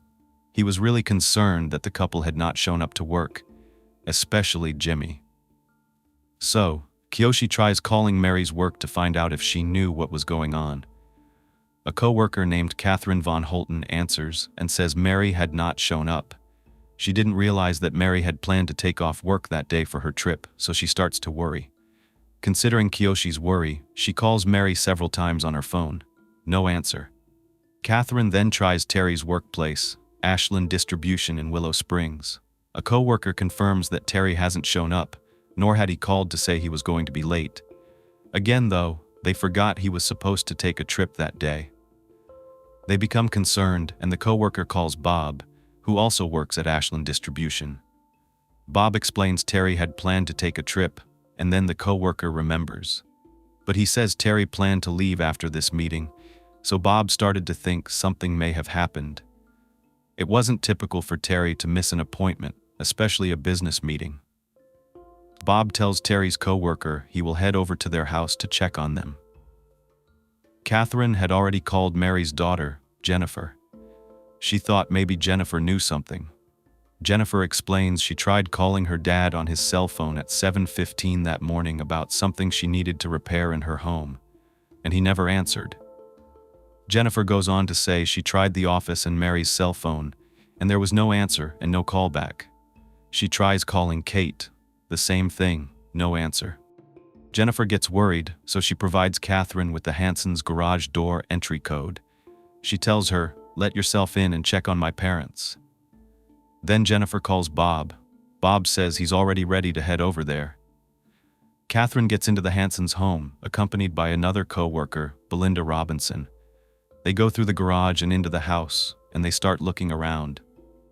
They didn't see anything that was out of place. From their perspective, nothing seemed out of the ordinary. The only thing that could be questionable was a very strong fire burning in the fireplace while the house was unoccupied. Having a fire burning in an empty house is quite odd unless you just totally forgot. I wondered if a strong fire would indicate that it had been started recently or if it had been burning for a while. I looked up the weather for that area in September, and typically it's around 77 degrees Fahrenheit during the day and 53 degrees Fahrenheit at night, which is very similar to the weather here in LA. So would you even need a fire going? Personally, I do like to sit by the fire and read at night, but I get cold very easily. Catherine finds a note from Eric on the kitchen counter. It reads, "Mom, Dad, see you Sunday, have fun." Next to the note was some cash and a PS that said, "This is this month's rent," since it was the end of September. Catherine finds a pen and also leaves a note right next to that one for Mary. Bob arrives, also looks through the entire house, and sees nothing wrong except for what he described as a raging fire in the fireplace. He found it odd. He didn't recall the Hansons ever having a fire going when no one was home. Bob also said he wasn't used to seeing the house as clean as it was, but he knew that the family members were planning to be out of town, and they may have purposely tidied up so that when they came home, there would be an organized home for them upon their return. Bob starts to think something may have happened after Eric left that morning. He begins to get concerned but doesn't want to upset Jennifer quite yet. He does call her from the Hansons' landline to let her know her parents were not home. That's when she tells him she remembered Kate had called her a couple of times the night before, around 10 p.m. and again at 10:06 p.m. She missed the first call, but Jennifer's daughter picked it up and talked to her. It must not have been that in-depth since Kate called back just 6 minutes later. It could have been just a, "Hey, have your mom call me back," or "Let her know I called." But Jennifer was getting ready for bed, so she opted not to answer the second call and decided to return Kate's call in the morning. Belinda, Bob, and Catherine decide to leave together in Bob's car to check if the Hansons are at Kate and Jimmy's house. Bob knows he spoke to Eric that morning, and had Eric noticed anything, he definitely would have said something. He would still be on his flight at this time, so Bob planned to call him later. Bob doesn't know that Kiyoshi already made it to the house. When he gets to Jimmy's house, Kiyoshi rang the doorbell, but nobody answered. There are plenty of windows in the house, so Kiyoshi starts to look through them. That's when he made a gruesome and frightening discovery. He saw a woman's body on the floor surrounded by blood. He was terrified. It's your worst nightmare. Your mind is racing. What does it mean? Did Jimmy do something? Is Jimmy okay? What do you do? Kiyoshi immediately calls his daughter because he cannot believe what he just saw, and he can't bring himself to look again. He tells her, "Please hurry up. I need help." And he needs someone to confirm that what he saw was real. His heart is racing. He begins pacing outside, then sits down on the sidewalk with his head in his hands as he waits for his daughter to arrive. Kiyoshi's worst nightmare was true. There was a body of a woman on the floor. It was too far away from the window to make out who it was, but they assumed it was Kate. They quickly called the police. No one had a key to the house, so when the fire department arrived, they had to kick the front door in. Kiyoshi runs inside. The first thing he saw was a person's lifeless, bloody, bludgeoned body, stiff and frozen in an upright position on a couch in the family room. There was an open laptop on the floor. Kiyoshi didn't recognize this person. He couldn't even make out the clothing because they were so soaked in blood. He couldn't tell what color they were. What was terrifying was that the person really had no face. There's no other way to describe it. Their face was bashed in. It was completely unrecognizable. Kiyoshi scans the room in a matter of seconds. He runs past that person up the stairs to look for Jimmy. He had to find him. What had happened here? Yesterday was a normal day. The couple had left work together. They were happy, and now they're dead. No one was upstairs. His first thought was that a group of people had broken in. Jimmy fought two of them off, beat them, left them dead, tried to escape with Kate. But they were both captured and kidnapped and probably going to be held for ransom. That person with the laptop was probably forcing Jimmy to give up his bank account information at gunpoint. The police asked Kiyoshi to exit the house because the forensic team, police, and detectives needed it to be cleared for entry. Back at Ron and Andy's house, Ron is still perplexed as to why Terry hasn't returned their calls. It's getting later into the afternoon. He's half watching, half listening to the TV when a breaking news special interrupts his show. It's the local news reporting on a young couple found killed in their Aurora home. He got chills. He continued watching but had this feeling that it was going to be Jimmy and Kate. The neighborhood looked so familiar. Then they panned across the house, and it was evident in that moment that it was the Hansons' house. The brick, the corner lot, everything. It had bright yellow crime scene tape up around it, people standing outside being questioned, others crying. Ron and Andy were horrified. They figured this is why the Hansons hadn't returned their calls, because of this horrific family tragedy.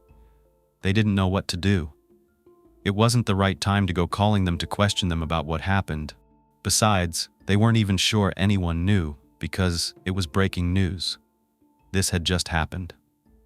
By the time Bob, Belinda, and Catherine arrived at the house, the authorities were already on the scene, and Terry's silver Impala was parked in the driveway. They knew this wasn't good. One of the first detectives handling this case was Michael Nils from the Aurora Police Department. He did a walkthrough, and even though he's worked on many crime scenes, and I know a lot of detectives say this was truly one of the most devastating scenes he had ever experienced in his entire career. It was so brutal and so excessive, and right away he thought, this cannot be a simple robbery.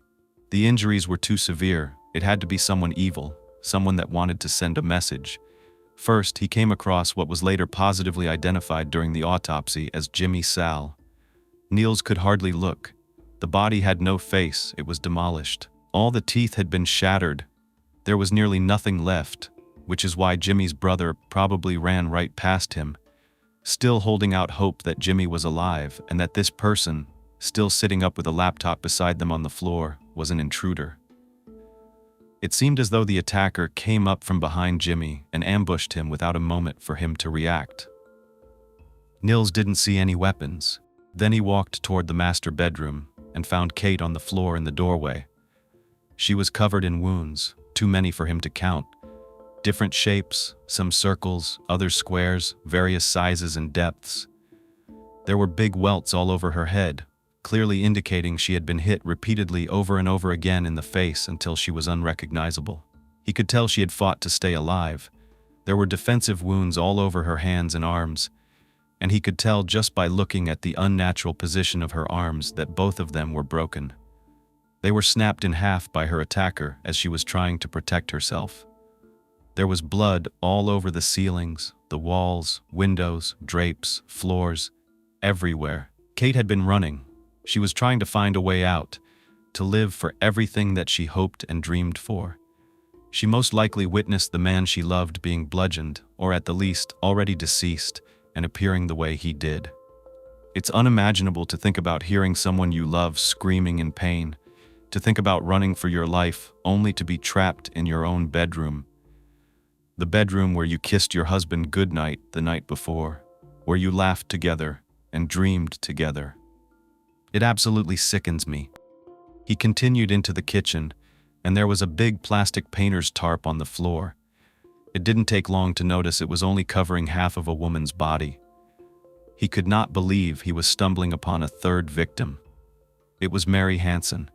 She was deceased, lying face up in a blood-soaked nightgown with a single hole in her face on the right side of her upper lip. He heard Aurora Police Lieutenant Rusty Sullivan yell that he found another body. It was Terry Hansen. His body was found in the garage, lying between a Lexus and a Mercedes. He was also dressed in his pajamas. Terry's head was wrapped in some kind of washcloth and then covered with a plastic bag. He was on top of the same plastic painter's tarp that Mary was on. The method used in Mary and Terry's case was completely different from Kate and Jimmy's, which led detectives to believe there could be more than one perpetrator.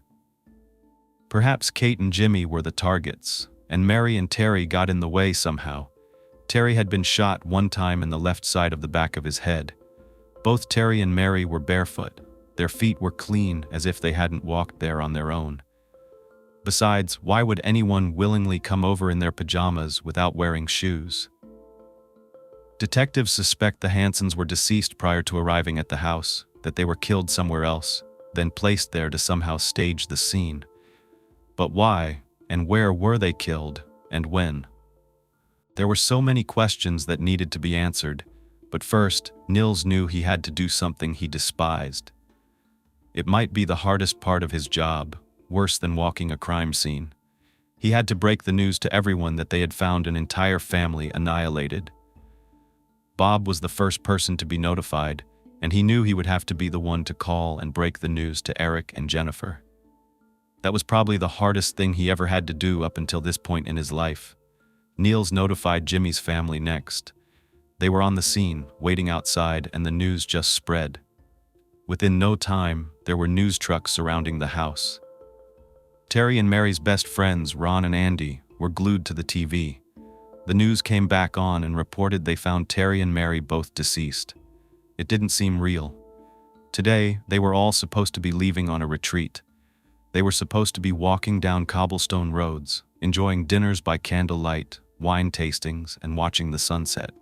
They had a whole weekend planned, and this was so far off track from what they imagined they'd be doing. It felt like they were having an out-of-body experience. It was just too surreal. This can't happen to people like the Hansens. You never think this will happen to people that you know and love, people so close to you. I just thought back to the note that Eric wrote. Mom, Dad, see you Sunday. Have fun in Galena. It's important to pay attention because the evidence in this case is all over the place. There's so much evidence, yet it leaves so many questions unanswered. Or does it? That's up to you to decide. There are 2 separate police departments working on this case. The one in Aurora, with Detective Nils handling the house, and the Nail Police Department, who would be investigating the Hansens' residence. The lead detective in Nail is Michael Saylor, so we have Michael Nils in Aurora and Michael Saylor in Nail. Saylor was attempting to get a warrant to search the Hansens' residence. Different jurisdiction rules procedure, and the crime scene was discovered at Sal's residence. So while the search warrant is pending, Nail police begin to canvass the area around Hansens' residence, while the Aurora police spread out and begin to canvass the area in Sal's neighborhood, starting with family, friends, and neighbors. Deborah Cheskin, whose backyard backs up to Hansens' backyard, told Detective Saylor that her dog was being anxious around 2 a.m., so she let him out into the backyard. As she was standing there, she looked up at Hansens' house and noticed all the lights in the entire house were on, even the light in Eric's bedroom in the basement. She said the whole house was bright, and in all the years she's lived there, she has never once seen lights on like that at that hour. When she woke up for the day around 6 a.m., she let her dog out. This time, the only light that was on was the one in the kitchen, which was completely normal for that time of day. Another neighbor, Michael Bissell, said he was catching a flight early that morning at 4:30 a.m. He lived on the street and had to pass Hansens as he drove away. There was an ordinance in this community which prohibited vehicles from being parked on the street between 2 a.m. and 5 a.m. That morning, though, there wasn't just one car parked outside Hansens' house on the street. There were 3. One was a dark-colored SUV, the other was a light-colored sedan, and the third was an SUV of some kind, but he couldn't make out the color. Mary had a black Saturn SUV, and Terry drove a silver Impala. The police had to figure out who the third vehicle belonged to. They got their first clue when they questioned Nancy Herrera, Hansens' next-door neighbor. She was leaving her house between 5 o'clock and 5:30 that morning.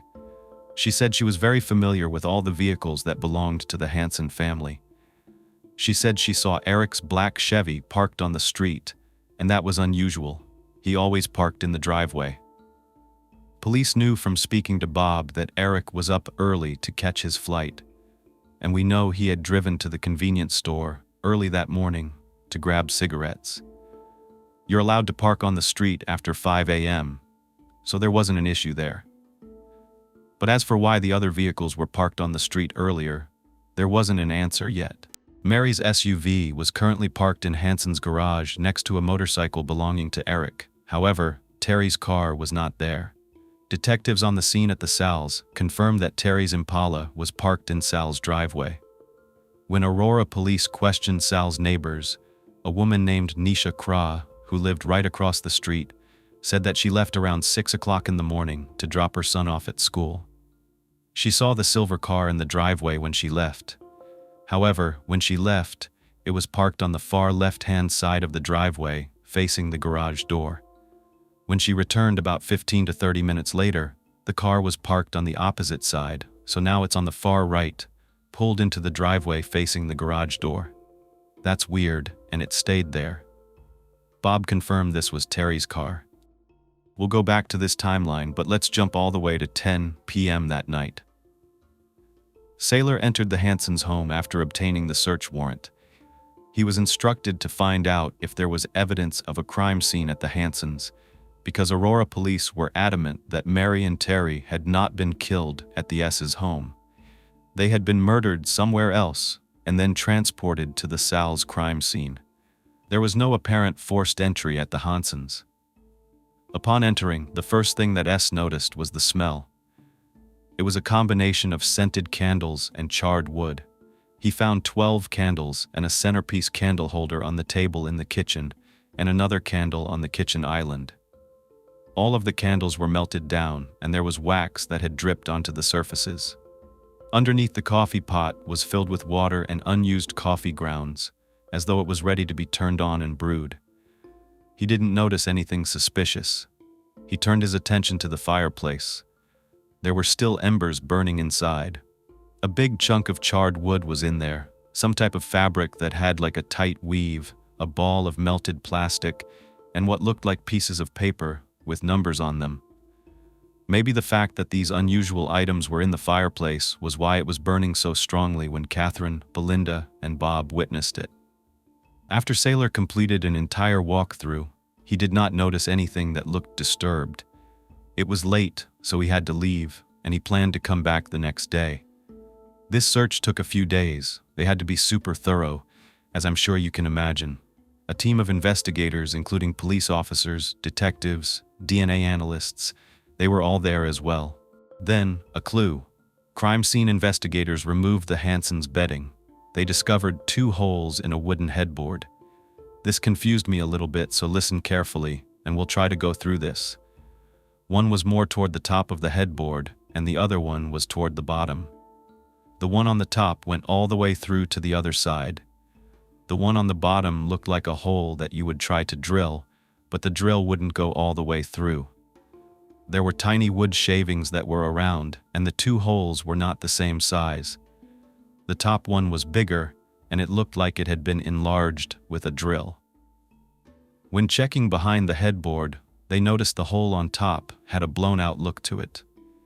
In the back, they followed the direction of the hole, and sure enough, there was another hole through the wall behind the headboard. The hole was also drilled. There were drywall shavings on the floor.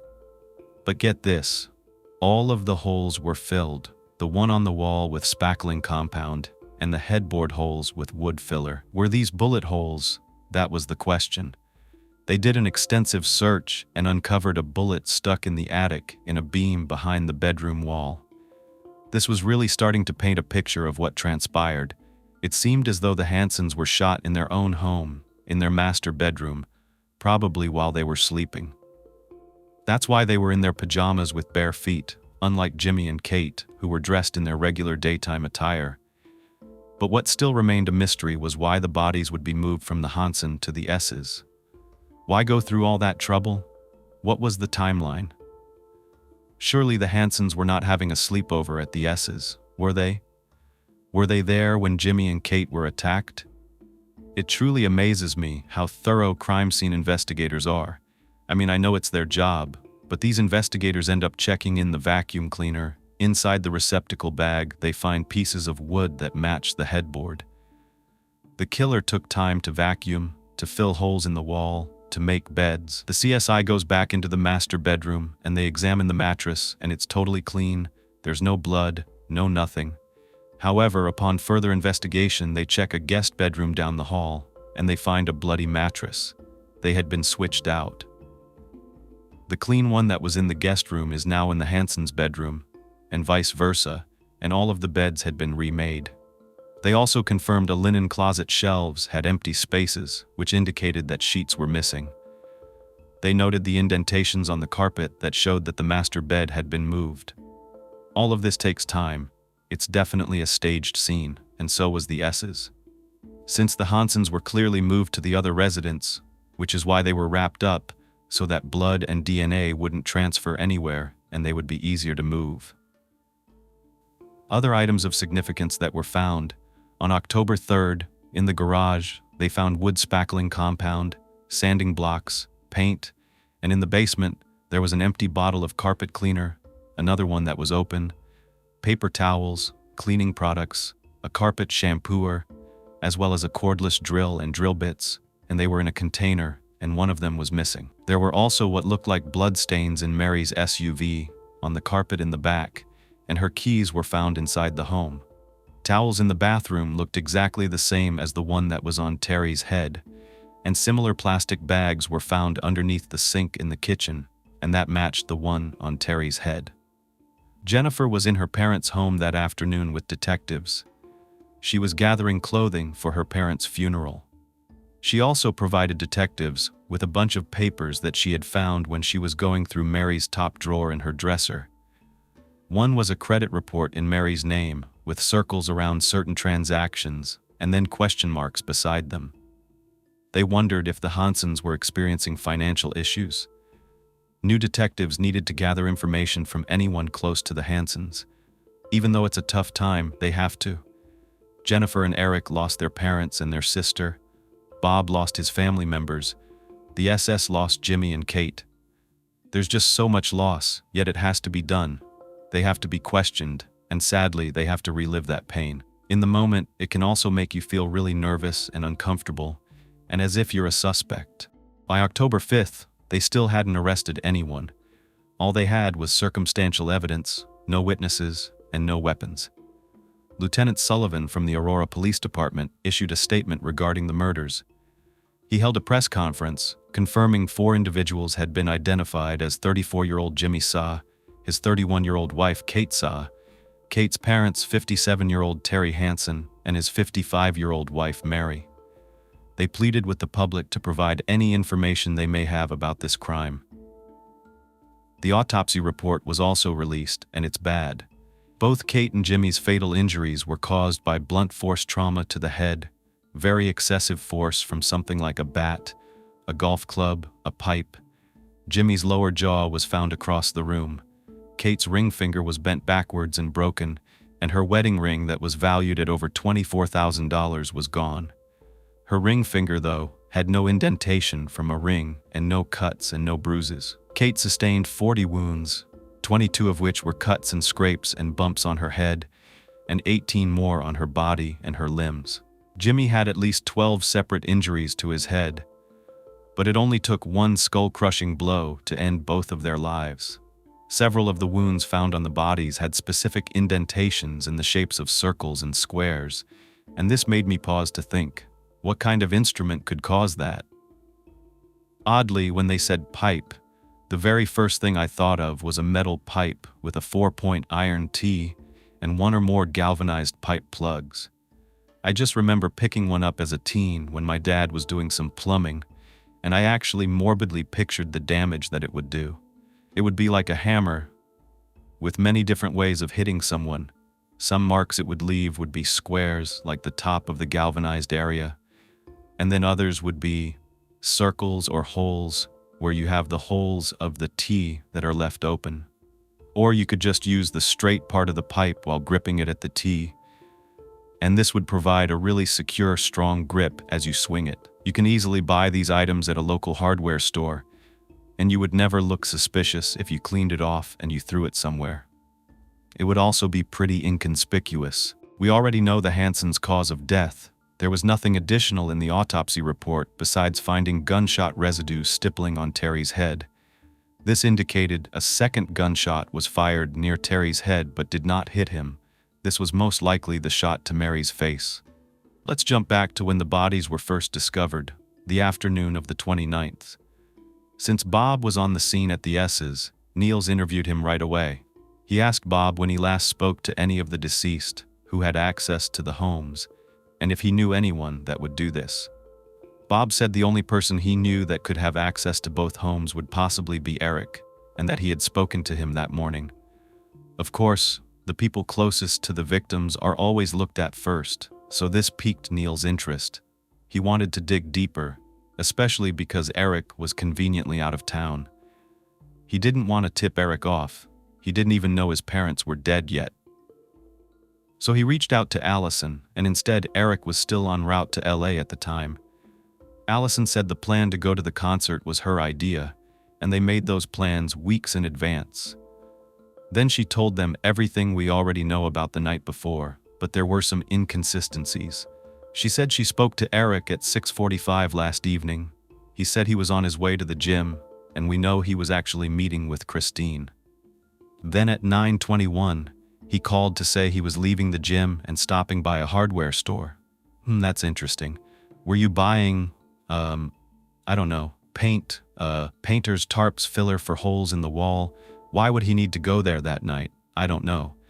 But we do know he was actually still with Christine at that time until about 10:15, and detectives confirmed that timeline with her. At 11:30 p.m., he called Allison to tell her he was on his way home from having a drink with a friend named Jared, another lie. He also told Allison to call him at home on the landline. She thought that was a little bit odd because she wasn't used to calling that late at night. But she said, "My phone's dying. I have a really bad connection in the basement." That's when him and Terry answered the phone at the same time. Allison also mentioned that if anything was happening in the house, Eric would have definitely been able to hear it. She lived there in the basement. He's a light sleeper, and you can hear the garage door opening. You can hear the plumbing through the walls. You could even hear people just walking around upstairs. Look, he could have been lying, just to cover up the fact that he was with another woman. But Allison said she thought it was odd that he asked her where the nearest Nike store was in LA. She said, "You don't need sneakers. It's hot out. We'll be wearing sandals." He also never told her that he forgot his wallet at home and missed his flight. He said he missed it because he was stuck in traffic. Nels asked her what his relationship was like with his family, and Allison tells him Eric felt like his family gave him a hard time, that his sisters were already established in life and he wasn't, so he felt kind of jealous, especially of Jimmy and Kate's life. She went from being a waitress to being able to afford designer purses, driving nice cars, not having to worry, and technically she hadn't even worked for it. Jimmy did. Yet Kate would look down upon Eric. She would make it a point to talk down about him to his mother and tell his mom not to help him, yet Jimmy is providing for Kate with everything. Allison said Eric was trying. He landed a new job a few months ago, and he was doing better than ever.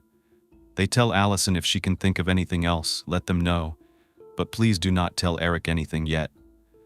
They know it's hard, but this is a murder investigation, a quadruple murder investigation. Niels reaches out to Eric's boss, Mike Stoker. He said Eric was the company's lowest producer, and the job was 100% commission-based. Between the time Eric started in April 2005 to September, he only made $839, definitely not enough to live a lavish lifestyle. He admitted to Mike that his parents took care of everything because they were well off. Niels asked if there was anything unusual about Eric, and he said not really until recently. His attendance had been fine in the beginning, but then all of a sudden at the end of August, he started to be more and more absent, and by September, he was hardly coming to work. Then he tells Niels, Eric doesn't even work here anymore. Apparently, on September 19th, Eric left a voice message for Mike saying that his brother-in-law, Jennifer's husband, died in a very bad car accident. He said that unfortunately he needed to fly to Minnesota for the funeral, and he never talked to his boss again. Niels asked if Eric had left anything behind at work, and if so, please bring it to the police station. Bob had already told Jennifer the horrible news, and she was completely distraught. Yet Niels had to do his job and speak with her. She confirmed Eric had been spending a lot of money leading up to September and always had issues with overspending. She actually questioned him a few times about where he was getting all the money, and she was concerned that their mother was being taken advantage of. She said that at the beginning of last month in August, Kate and Mary were at the Hansons talking about taking a trip together to Hawaii. When Mary was checking how many miles she had on her United Airlines credit card, she was confused as to why there were so many accounts under her name.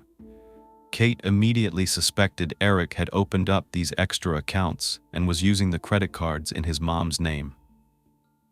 They kinda put two and two together, and they figured out he was probably racking up the frequent flyer miles, and that's how he was getting to California. They confronted Eric that day, and he admitted to it. He promised he would pay Mary back. Of course, Mary was upset, but she was even more upset that Kate really came down hard on Eric. It was not a pleasant conversation. It was loud and angry, judgmental, just putting him down left and right. Mary just thought Kate was a bit harsh, and she was worried that Eric would do something. He would go into a downward spiral and harm himself. Mary allowed Eric to come up with a payment plan, but Kate would not let it go. She just kept digging, and she was able to uncover that Eric had charged around $80,000 to Mary's credit cards. Again, she and Mary confronted Eric, and this time it was worse. He already said he was going to pay her back, but Kate didn't believe him, and she didn't think he ever could. So she threatened to tell Terry. On August 14th, Kate called Jennifer and explained all of this. She said Mary promised not to tell Terry, but Kate said, "You know what? I've had enough, Mom. You keep enabling him. Enough is enough. I'm telling Dad." This is when Eric freaks out and he yelled, "If you tell Dad, I will kill you." I understand people can say things they don't mean in the heat of the moment, but Kate was so upset, she got so scared that she called Jennifer the next day, and she said, "Listen, I can't even leave my house. I have to miss work today." Jennifer said Katie was still determined to make Eric pay, and she went so far as to reach out to Allison. She called her up and she simply said, "Hey Allison, if I were you, I would check your credit report." No one knew if there were any other details given to Allison, but that happened. Jennifer said her husband Corey was never in a car accident. He's not dead. Just yesterday, September 28th, Eric had just called to speak to Corey, asking him if he wanted to go to a Vikings game next week in Minnesota, and if they were going to go, could Eric spend the night at their place. Eric never stayed over when he visited Minnesota. He stayed with friends. So Nils just straight up asked Jennifer if she thought Eric could have done this, and she says yes. She believes that if Terry would have found out about what Eric did, he would have called the police. Eric had already been in trouble with the law. He had already been in prison. If he got another charge against him, he'd probably be going away for a while. She then says, yes, Eric did this, even though none of this actually means Eric is a murderer. Nils thinks something isn't right. He calls Allison back and asks if she had ever seen Eric become violent. She says no, but he did yell at her recently. That same month, he kept asking her on various occasions whether she had been talking to Kate. Allison lied and she said no. Eric said if he ever found out that she was speaking with Kate, she was going to get it. Those were his exact words. Allison asked what Eric meant by that and he said wait and see.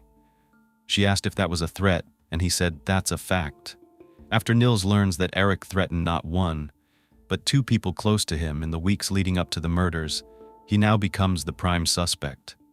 We don't know if Allison told Eric anything about the situation before anyone reached out to him. After this, she is his girlfriend or was his fiancée, still having a relationship with him. She's known him for years. She's probably the closest person to him. My thoughts are she probably told him. He lands at 1:45 p.m. Pacific time. He calls Allison, who's still at work, and she allegedly tells him, just go to my apartment and relax until I get home. It's around 4 p.m. back in Illinois. I have a hard time believing she didn't tell him about his parents. She lived with his parents. She was close to that family. What do you think? Around 5:30 or 6, Bob calls Eric to let him know what happened to his family. Bob Al has suspicions after speaking with Nils. Tensions are running high. Everybody wants answers. When Eric picks up, Bob allegedly says, I'm hearing there's 4 deceased bodies at Kate's home.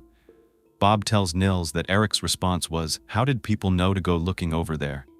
What I'm thinking, did he really say that? This is the same person that they are saying took all that time and effort to patch up holes, switch out mattresses, vacuum. Would he seriously make a remark like that? I'm just asking your thoughts. Bob hands the phone to Nels. He makes a note that Eric is not acting like someone who just found out their family died. He wasn't asking questions. He told the police everything we already know. That's how we got that information. That was his story, the night out with Christine, the phone calls to Allison, going home, waking up, that whole story. Then Nils said Jennifer thinks you did this. Wow. Nils specifically asks Eric if he had anything to do with this, and he says no, and that he didn't have any idea who would. He tells Eric that he knows he had an argument with Kate over using his parents' identities to get credit cards. Eric admits he had taken money like 4 years ago, but he already paid that back, and that Kate was always putting her nose in everyone's business. Eric said he never threatened her, and that she wasn't even at the house the day that Mary confronted him about this. She just kept calling over and over and over again. While they were talking, she was trying to get in the middle of an issue that him and his mom were working out. He also asked Nils, "Why didn't you just call me first right away, instead of asking Jennifer and Bob things about me?" He tells him, "I was the one that told Bob to give you the phone. I wanted to talk to you." He responds to Eric by telling him that detectives are going to fly out to LA to speak with him face to face. The first flight that they can get doesn't arrive until midnight. Eric agrees to meet them at LAX, but then Nils calls back a little while later and he says never mind, they cannot get there until 10:30 a.m. the next morning. Eric said that's fine. He wants them to know that just because he's in the airport right now waiting on them doesn't mean that he's trying to run. Okay, after this call, around 11:49 p.m. Central, 9:49 Pacific, Eric cancels his plans to meet up with Allison. He tells her, "I'm getting a hotel and I'm going to take a nap." However, that's not true. Eric was actually trying to book a flight home. He tried to book one from the Southwest desk, but when the ticket agent was looking up notes under his name in the computer, an alert came up and it said, "If this passenger tries to check in, contact the LAPD and that he's dangerous." Unfortunately, instead of actually contacting the LAPD, she tells Eric that he's been flagged in the computer. So he leaves that counter and he goes to the United Airlines counter instead. Here he was able to book a flight back to Chicago, leaving at 11:05 p.m., and he was able to get on that flight. So was he running or was he just trying to go back home? Now remember, Detective Saylor was just entering the Hansons' home at 1 p.m., so no one knew any of the additional evidence that was found.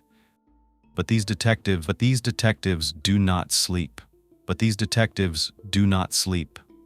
So overnight, they have combined all of the statements from the neighbors, family members, and they're trying to piece it all together so that they can build a case. It didn't prove that Eric did this, but they had to question him the next morning, September 30th. Nils gets a call from the FBI saying that Eric's parking stub had been swiped at Chicago Midway Airport and that he left the lot at 6:30 in the morning. Nils calls Eric's phone. Eric lies and says he's still in LA waiting on detectives. However, they're tracking his phone, and he's actually driving westbound on Interstate 88 in Illinois towards Interstate 39, which was how you would get to Minnesota where Jennifer lived. Now they were scared he was on the way to murder her, the only surviving heir and the one person who's accusing him of killing his whole family and revealing his secrets. They tell Jennifer to get her family and leave just in case. A Madison, Wisconsin trooper named Craig Morehouse got a dispatch call to be on the lookout for a black Chevy Trailblazer with Illinois plates. This was around I-90 West, and they gave him a description of Eric. Sure enough, he sees Eric's vehicle. He calls for assistance. 3 additional officers join in, and when Eric tried to exit, they pulled him over. Eric was apprehended. They handcuffed him, threw him in the back of a police car, and they told him he was under arrest for an outstanding warrant. He told them he had no idea there was a warrant for his arrest. What was it for? They explained it was for the intimidation and connection with the threats he made to Kate. Eric said he knew that the police wanted to talk to him, that his family had just died, but he had no idea that they were actively trying to find him to arrest him. He didn't know that he couldn't freely go anywhere that he wanted to. He was taken to a Wisconsin police department where he would wait to be interviewed by Nils. Meanwhile, his vehicle was being towed back to Aurora so it could undergo a thorough investigation. Police officer Ronaldo Riviera found shopping bags full of brand new clothes that had just been purchased that day with one of Mary's credit cards. There was a wallet on the passenger seat with about $750 in it. In the center console, he found Eric's ID and driver's license and 9 credit cards. Some were in his name, others were in Mary's name. And guess what? One of them was in Allison's name. So let me get this straight. After he finds out that his mother's deceased and the police are aware that he's committed credit card fraud, he's out using Mary's credit card again. Officer Riviera also collected a Ziploc bag that he retrieved from the floor that was underneath the passenger seat. And when he looked inside, he could see 2 pairs of green vinyl gloves, and it looked like they had dried blood on them. Then he makes a pretty big discovery. Kate's wedding ring and one of Jimmy's gold Rolex watches with a bunch of diamonds in it was found in the glove compartment. A GPS device was recovered from the Chevy as well, and forensic analysis showed it had been turned off between 7:30 p.m. the night of the murders and 9:30 a.m. the day after.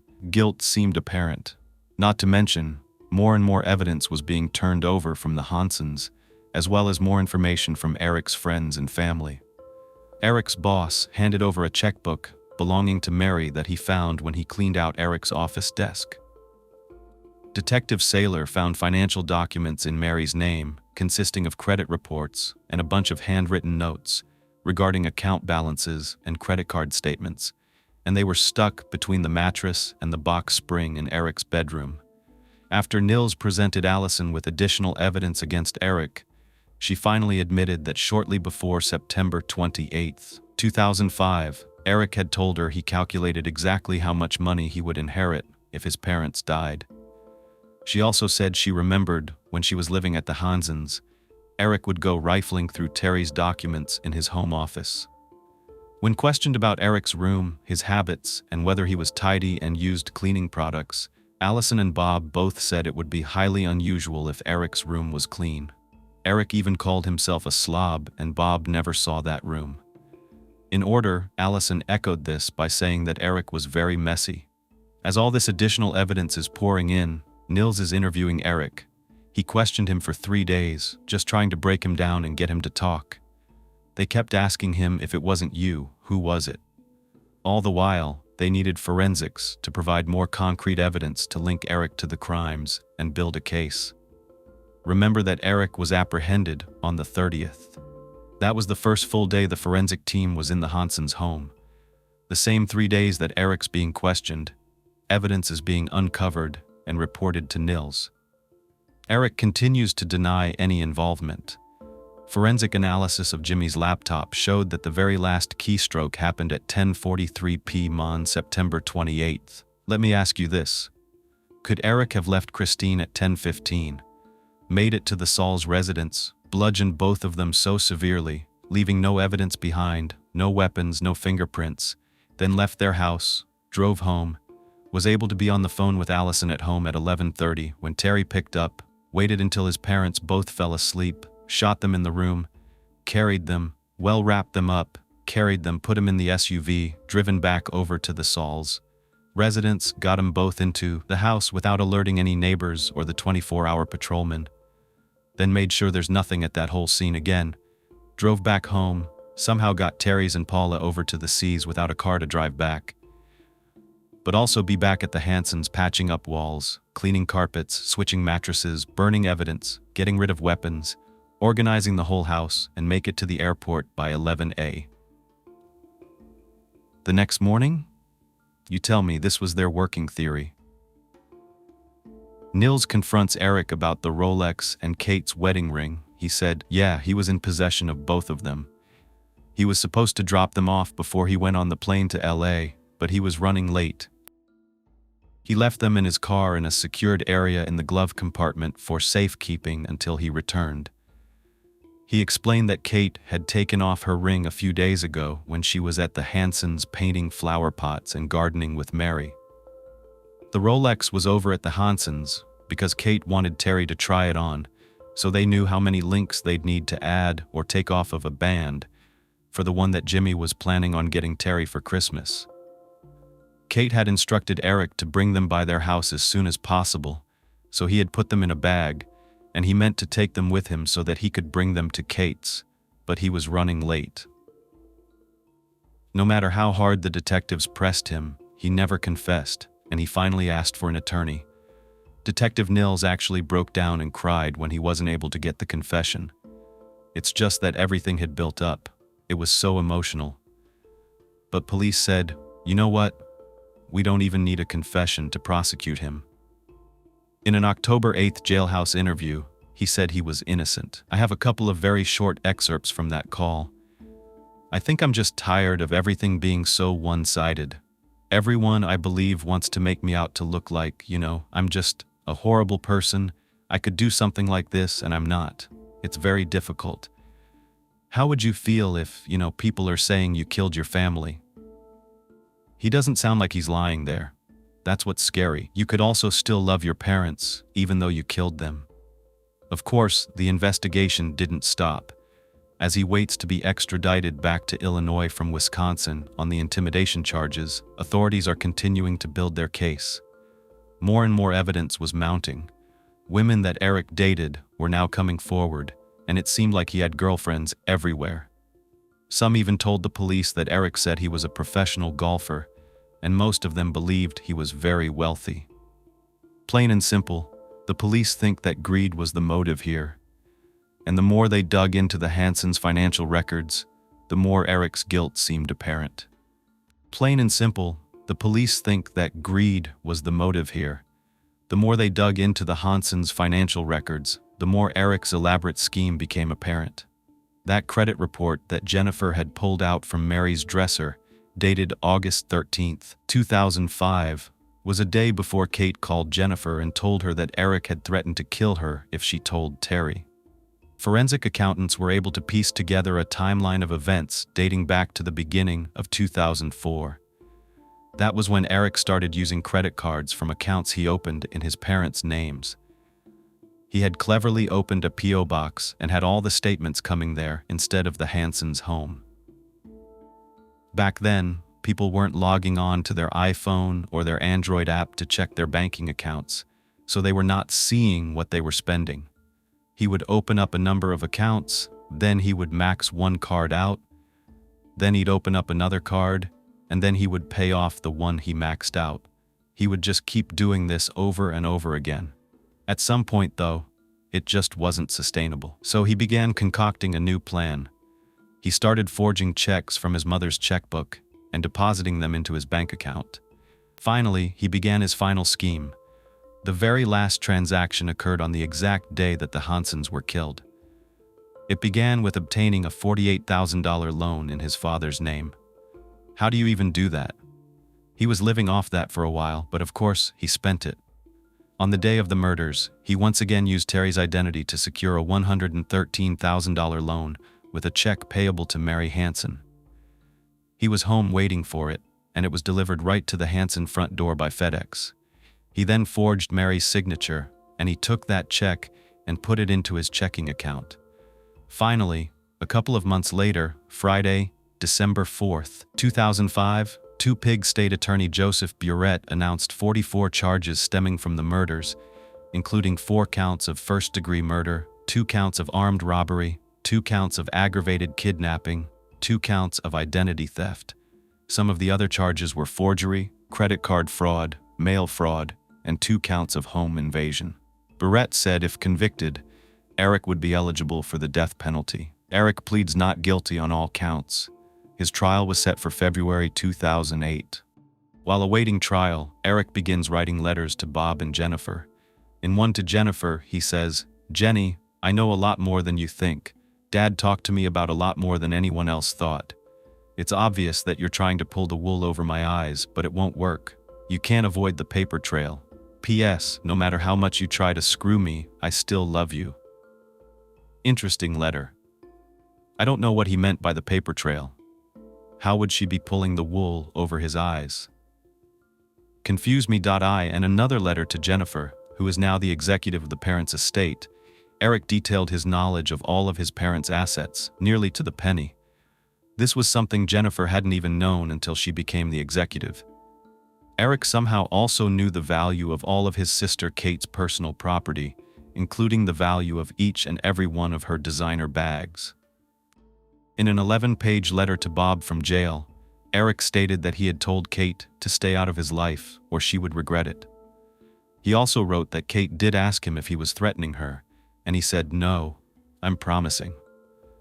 During the month-long trial, the prosecution called a number of expert witnesses to present evidence that leaned toward Eric being connected to the murder. I wish I could go into this entire trial.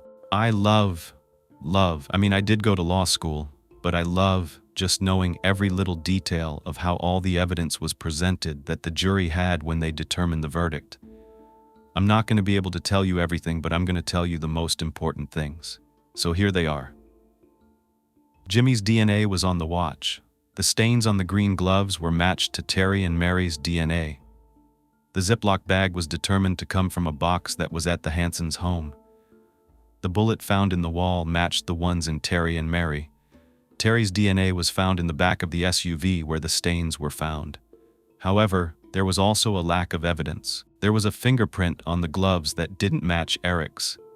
However, testing wasn't done to compare it to Terry and Mary's. Detective Niels testified to what the driving times would be under the conditions that were similar to the night in question. On September 28, 2005, from Kristen's apartment to the S's home, it was about 10 to 15 minutes. From the S's home to the Hansons, it was approximately 5 minutes. That was back in 2005. Maybe it's a lot busier now. The defense argued Kate wasn't wearing her ring that week. They showed a CCTV video from a store taken shortly before the murders in which the ring was absent from her finger. The prosecution argued the video was way too fuzzy. You wouldn't be able to tell if she was wearing a ring or not. They thought what was more significant was that Eric's DNA wasn't even on the ring or the watch. And this showed that he hadn't even picked up the jewelry from his house to put it in a bag to put in his car to return it to them when he was on his way to the airport, as he claimed, unless he was wearing gloves. The thing is, touch DNA can be very unreliable. Some of us were not shutters, especially if he had just taken a shower, which he said he had before leaving for his trip. Kate's ring did contain a reddish stain, but no DNA was able to be lifted. The state says this is because he wiped it.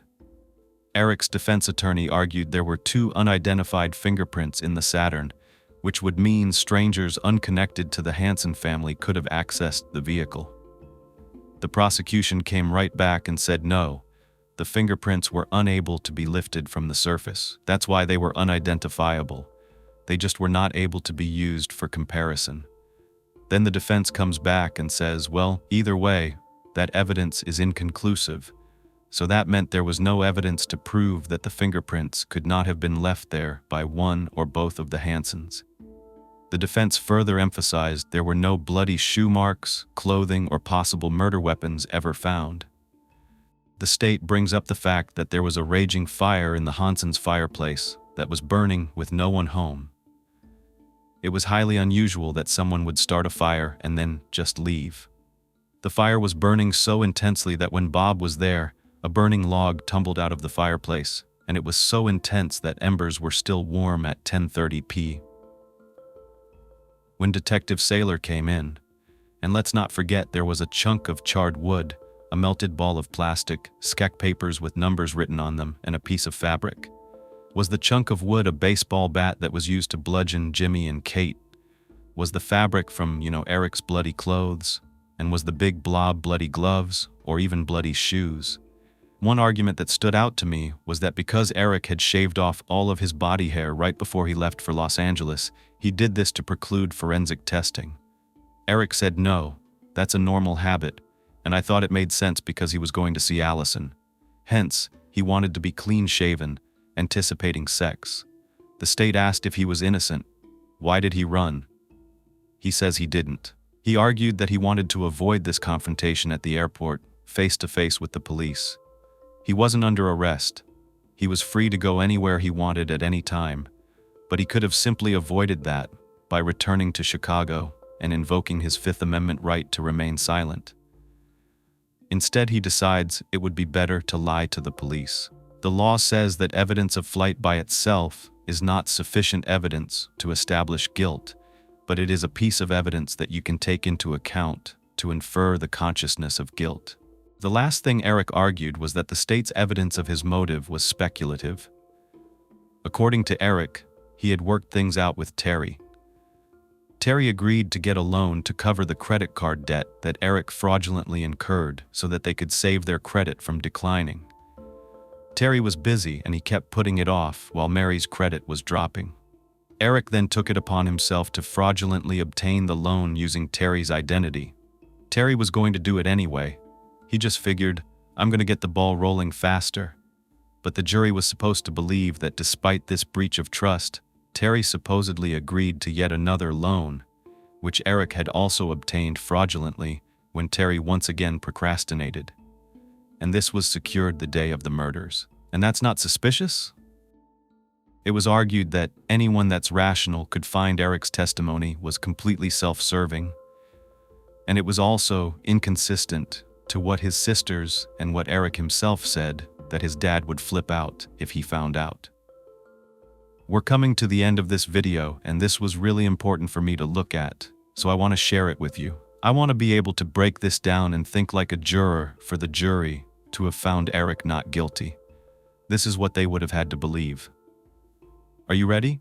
That the GPS unit in the defendant's car deactivated itself, or some unknown person deactivated fortuitously on the evening of the murders. That an unknown person made peaceable entry into the S's home and bludgeoned Kate and Jimmy. That an unknown person made peaceable entry into the Hansons' home while Eric slept and shot Mary and Terry in the master bedroom. B. Turned on all the lights in the house, including in Eric's bedroom. C. Retrieved plastic tarps from the garage and wrapped Mary and Terry's body in them. D. Moved the Hansons' vehicles and transported the bodies to the Sal's residence. E. Cleaned the Hansons' home, including Eric's bedroom. F. Moved furniture, switched mattresses, and made the beds. And G. Drilled holes in the parents' headboard and wall and then filled them. Or that an unknown person re-entered the Hansons' home on September 29th after Eric left, and A. Burned items in the fireplace. B. Burned scented candles to disguise the odors of gunpowder, blood, and cleaning agents. That an unknown person put bloody gloves containing Mary and Terry's DNA into a plastic bag from the Hansons' kitchen and then placed that bag in Eric's car. That someone besides Eric was a common link between the Hansons and the S's household. And 7. That an unknown person staged the Sal's residence to make it appear that the murders had all occurred there in order to deflect any suspicion from Eric. What do you think? If you were on the jury, what would you be thinking? This case is so complicated and complex to me, and very interesting, because it was still a fact that there were no shoe prints, fingerprints, hair, saliva, blood, or even trace evidence like a fiber from anything of Eric's at the Sal's crime scene. In closing arguments, the defense argued Eric could not have killed 4 people and cleared the homes of evidence by himself or in time to leave the next morning. I'm still stuck on the car situation. Did he walk back to his parents' house after leaving Terry's car there to throw off the search? Because I'm thinking the 3 cars were parked outside of the Hansons' residence. The one neighbor saw all 3 cars. Why would they be pulled out of the garage and put on the street? Maybe it was because, I love thinking these through, maybe it was because initially Mary's SUV was parked beside the motorcycle in the garage, and then Terry and Eric were parked outside, blocking the garage door from Mary's SUV being able to come out.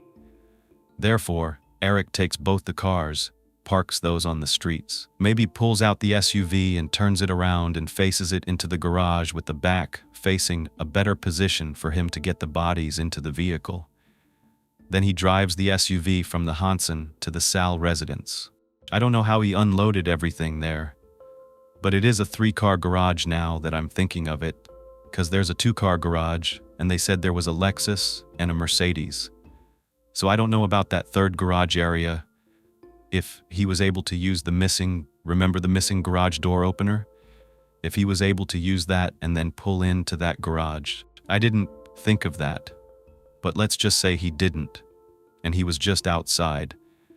They say that the reason that Terry's body was between the Mercedes and the Lexus, which kind of means he didn't go through the other side.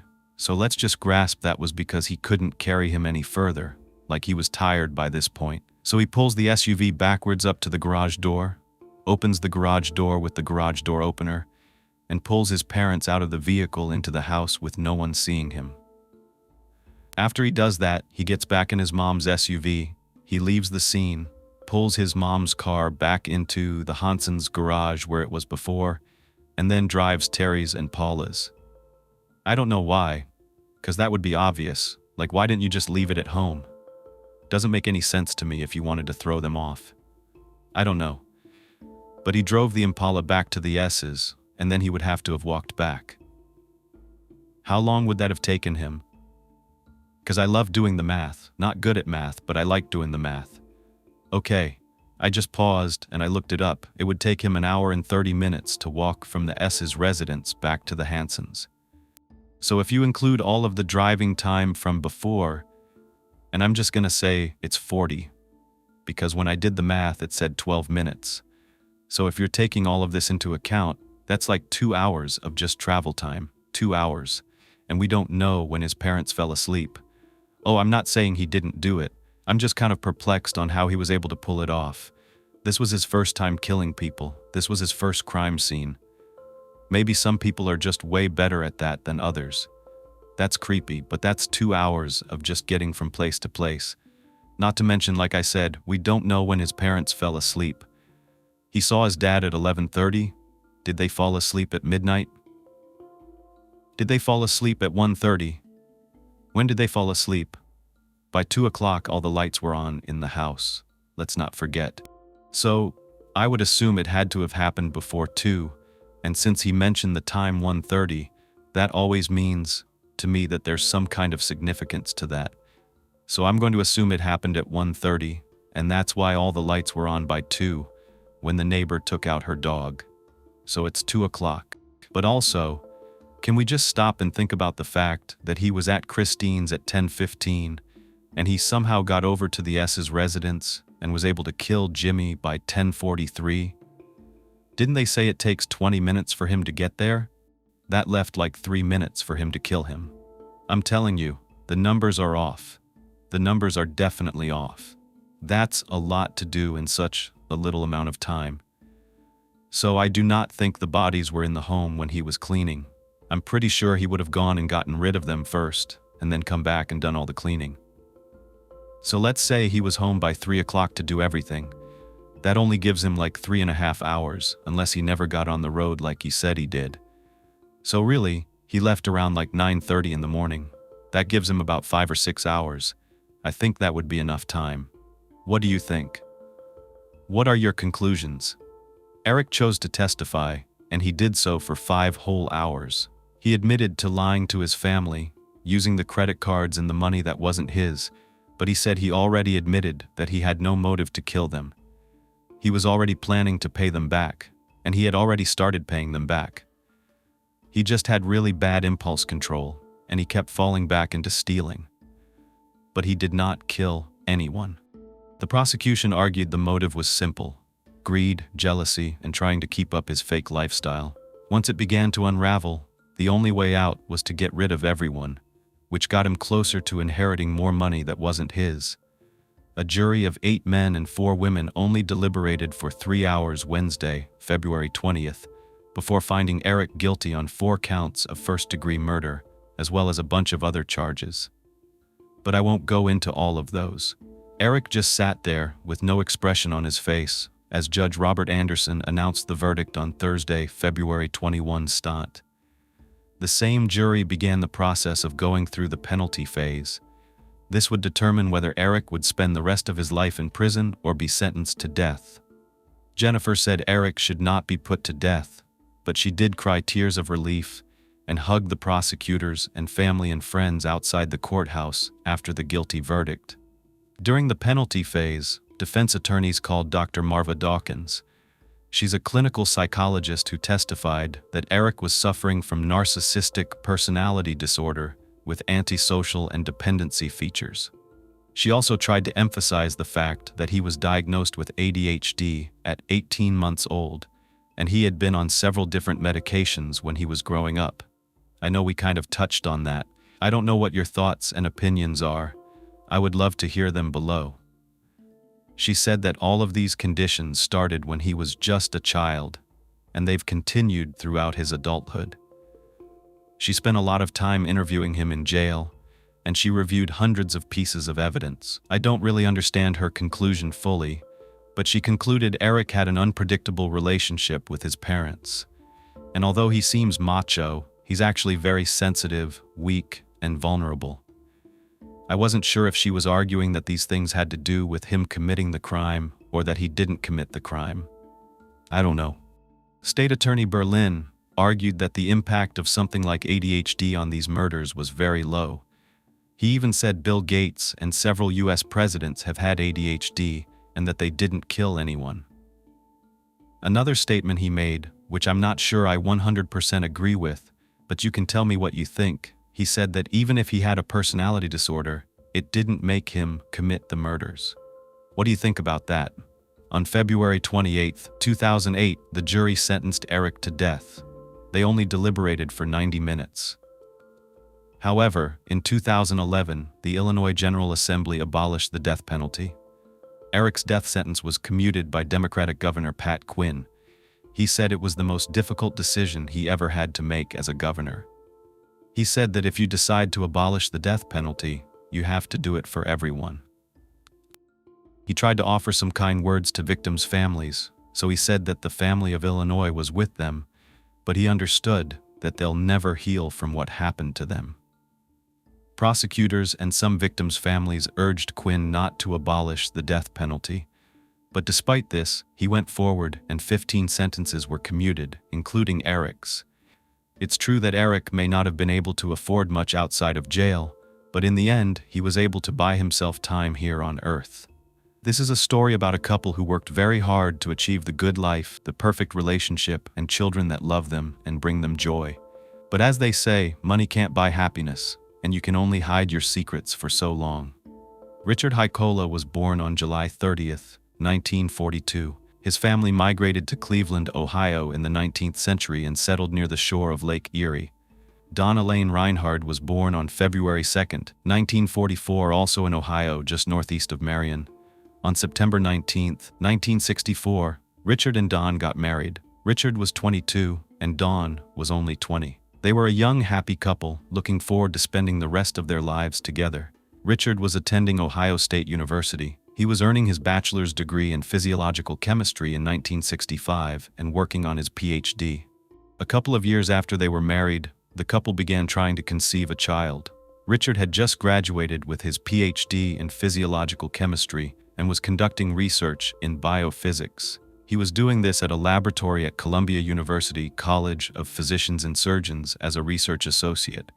The baby was born on August 7, 1970. His biological mother delivered him at Columbia Presbyterian Hospital in New York, but was admitted under a false name. As soon as she gave birth, she ran out of the hospital and abandoned her son. He spent the first 5 months of his life in foster care while the state tried to locate his biological parents. This was not successful, therefore he was officially put up for adoption. In February 1971, Dawn and Richard adopted the baby when he was only 6 months old, and they named him Matthew Eric Hicola. Dawn felt like she was absolutely made to be a mother, and she spent all of her time being a stay-at-home mom while Richard focused on his scientific research. To their surprise, just a couple of months after the adoption, Dawn found out she was pregnant. It was a miracle. They couldn't believe it. They always wanted a big family, but they never thought this would ever be possible, especially after trying for so long. It's actually been said that once couples stop trying, sometimes things just happen naturally on their own, and that's what seemed to happen for the Hicolas. Dawn was a few months pregnant already when she found out, and she was just so busy with baby Matthew that she hadn't noticed. Soon they found out it was going to be another baby boy, and Dawn and Richard were so happy. The brothers would be best friends. They would have one another to play with and grow up together. Plus, Dawn didn't have to do much to welcome their second son into the world. Since she had already purchased and was gifted so many baby toys and items, it was very easy for her to transition from one boy to two. Joshua David Hicola was born on November 15, 1971. The boys were just over a year apart, with Matthew being 15 months old, so they were raised like twins, sharing everything and spending every waking moment together. Something to keep in mind is that the first 5 years of life are referred to as the formative years. These are the years in which a child experiences rapid cognitive, social, emotional, and physical development. In these first 5 years of life, experiences and relationships actually stimulate a child's development. It makes millions of connections in their brains, and they develop these connections faster in the first 5 years than at any other time in their entire lives. This is the time when the foundations for learning, health, and behavior throughout life are laid down. The reason I'm mentioning this is because with two very young children close in age to raise at the very same time, one that's biological and one that's adopted, there is a chance that parents' attention can be split between the two. Though it may not be on purpose, it may be easier and more natural to focus more attention on the biological child. Most times, after giving birth, a newborn needs a lot of attention from their mother. They need the skin-to-skin contact, the breastfeeding, the coddling, whereas an adopted child that's already an infant or toddler is past those stages. It's a delicate balance. Bonding takes time, and it may be harder for an adoptive parent to feel the same bond with their adopted child. It's no fault of their own. It's merely how we are wired. This is not to say an adoptive parent won't and can't love their adopted child just as much, if not more, than their biological children. The other child who never got to bond with their own biological mother may feel that lack of attention, even though it's only subconscious. Some adopted children experience what's known as attachment trauma. According to BrightQuest treatment centers, attachment trauma is a disruption in the important process of bonding between a baby or child and their primary caregiver. It can be as simple as a lack of attention or affection, though the consequences of attachment trauma are far-reaching and long-lasting. Matthew had been abandoned. He never attached to a biological mother. He was given to nurses, then to the state, and eventually to foster care, and finally to Dawn and Richard. A friend of the family, Susan Whitaker, said that Dawn was a nearly perfect parent. She was willing to lay down her life for Matthew and Joshua. The family spent 8 years living in Hohokus, New Jersey. It's a quaint little tight-knit town in Bergen County. The population 10 years ago was only a little over 4,000 people. It's primarily an upper-class and upper-middle-class community, and it's known to be one of the best places to live in New Jersey. From a young age, it was apparent that the Haykola boys were very different, not only in the way that they looked, with Matt having dark brown hair, olive skin, and dark, almost black eyes, and Josh with blonde hair, fair skin, and big blue eyes, but also different in the way they acted. Matt was very quiet and preferred to be by himself, whereas Josh was happy, always smiling, and seemed to like being close to his family and friends. A neighbor and very good friend from right across the street, Mrs. Schaefer, came running over to the Haykolas with her newborn daughter, just a few weeks old, in her arms, holding Matt, only 2, firmly by the wrist, with her 4-year-old Kenny in tow. The mother was furious, and she told Dawn that Matt had stuffed her newborn's mouth full of rocks.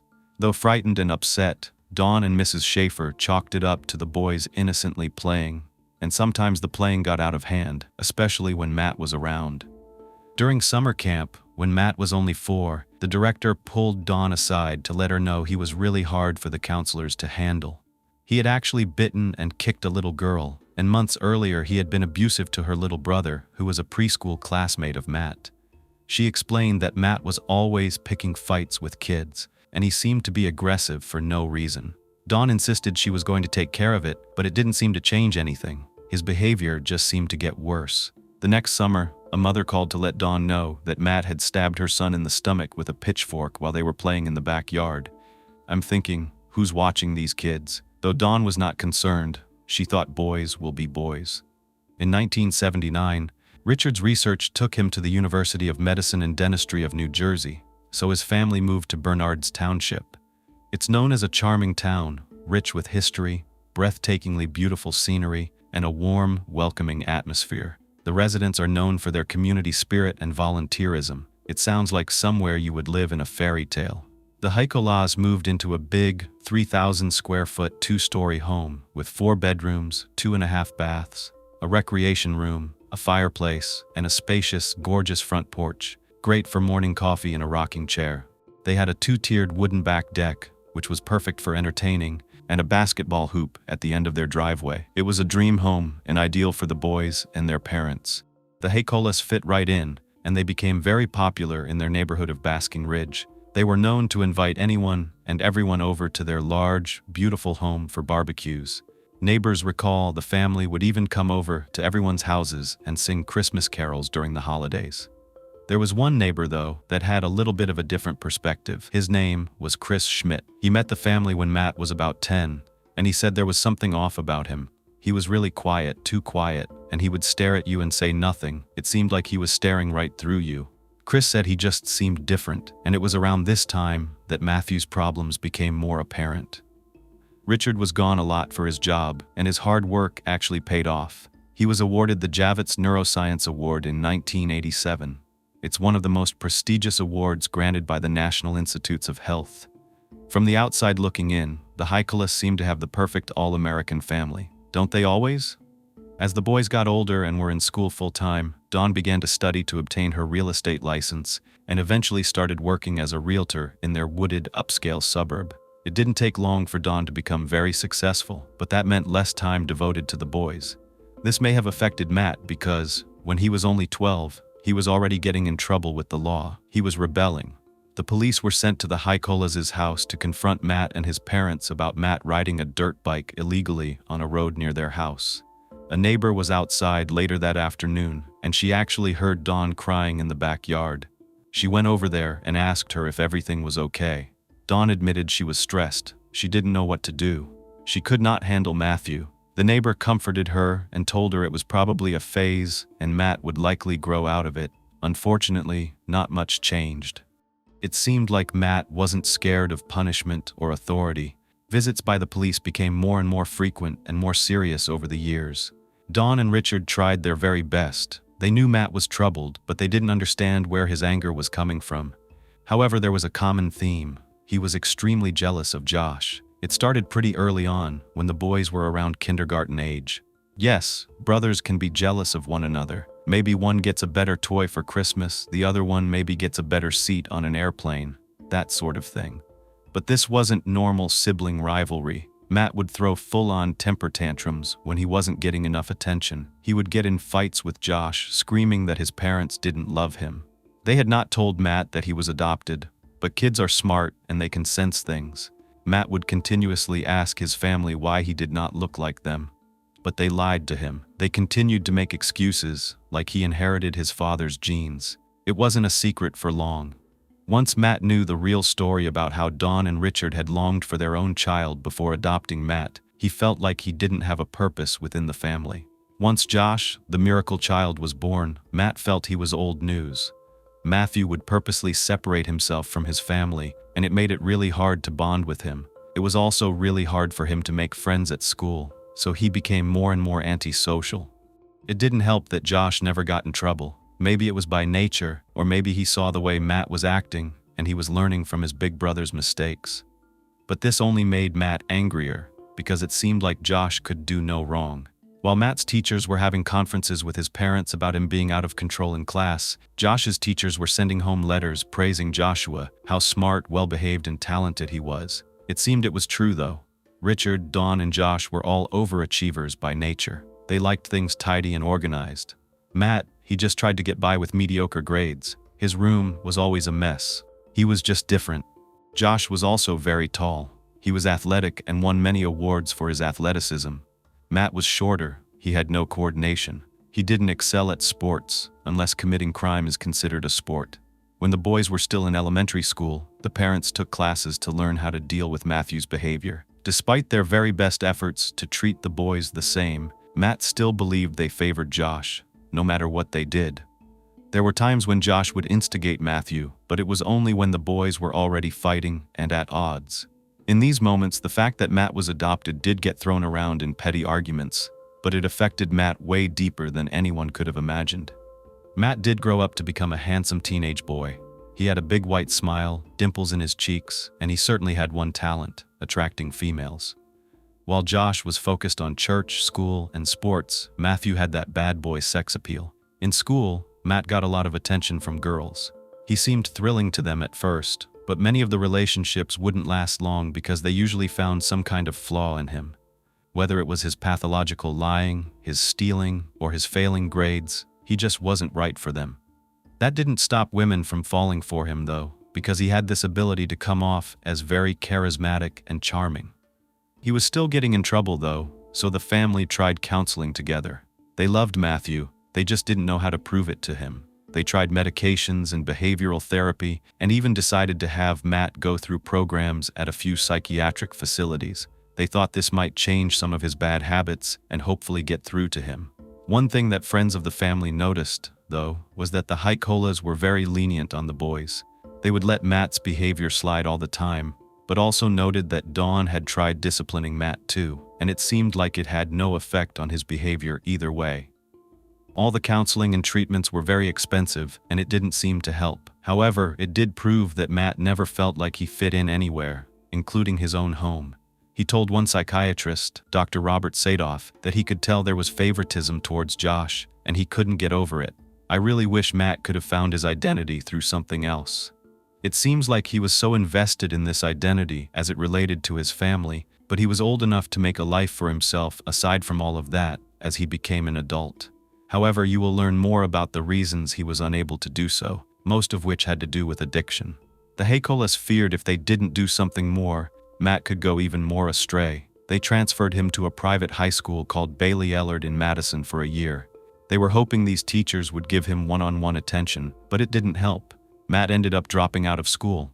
He did end up earning his GED, but Josh, on the other hand, graduated valedictorian of his senior class. Josh even appeared in the Morris County newspaper, along with an article he was interviewed for. It read, "The class valedictorian, Joshua Haikola, said throughout his high school education, he grew and learned to look at people openly. He added, people have special talents that make them great." I wonder if Josh looked hard enough to see anything good about his own brother. One of Joshua's favorite quotes was printed in the yearbook under his senior picture, and it said, "One ought every day at least once to hear a little song, read a good poem, see a fine picture, and if possible, to speak a few reasonable words." Matt's was, "Sometimes you have to lose to win." When Matt was 18, he was arrested after he tried to impersonate a police officer. He grabbed someone at the mall, put their hands behind their back, and handcuffed them. That same year, he faced contempt of court charges, and 1 year later at only 19, he already had several warrants out for vehicular violations. The fact that the Haikolas knew Matt was jealous and felt like he was second best led them to overcompensate. They hardly ever punished him for his bad behavior, thinking he was just acting out because he needed more attention. Instead of disciplining him, they would almost praise him after these incidents. For that moment when he was in trouble, he would get his parents' full attention. They couldn't just ignore him when the police were standing at their door. Things started to really go downhill for Matt after high school. He was still living at home, but didn't follow any rules. He'd be out all night partying and taking drugs, specifically Valium in large doses, possibly to numb his pain and forget that he didn't belong. Matthew's relationships with women were also out of control. He had a huge issue with abandonment, and if a woman tried to dump him, he would become unhinged. He would threaten to take his own life or even theirs. Women felt trapped. They didn't want to be with him once they noticed his true colors, but they were too terrified to leave. Matt had the ability to fake being very friendly at first, and the fact that he came from a wealthy family helped because he would buy them gifts and take them on trips, often using his family's credit card without their permission. Most of the time, Matt did not have his own money. He just jumped from one odd job to the next. Meanwhile, Josh was applying to Ivy League colleges and getting his father's praise and attention all the time. This, of course, caused Matt to have a growing hatred towards Richard. In the summer of 1988, the family gathered around the dinner table. Dawn walked over and handed Josh an envelope addressed to him from Dartmouth. He had applied months earlier, and they were about to find out if he got in. It was an exciting moment in Josh's life, and for anyone who worked as hard as he did. It was also an exciting moment for his parents.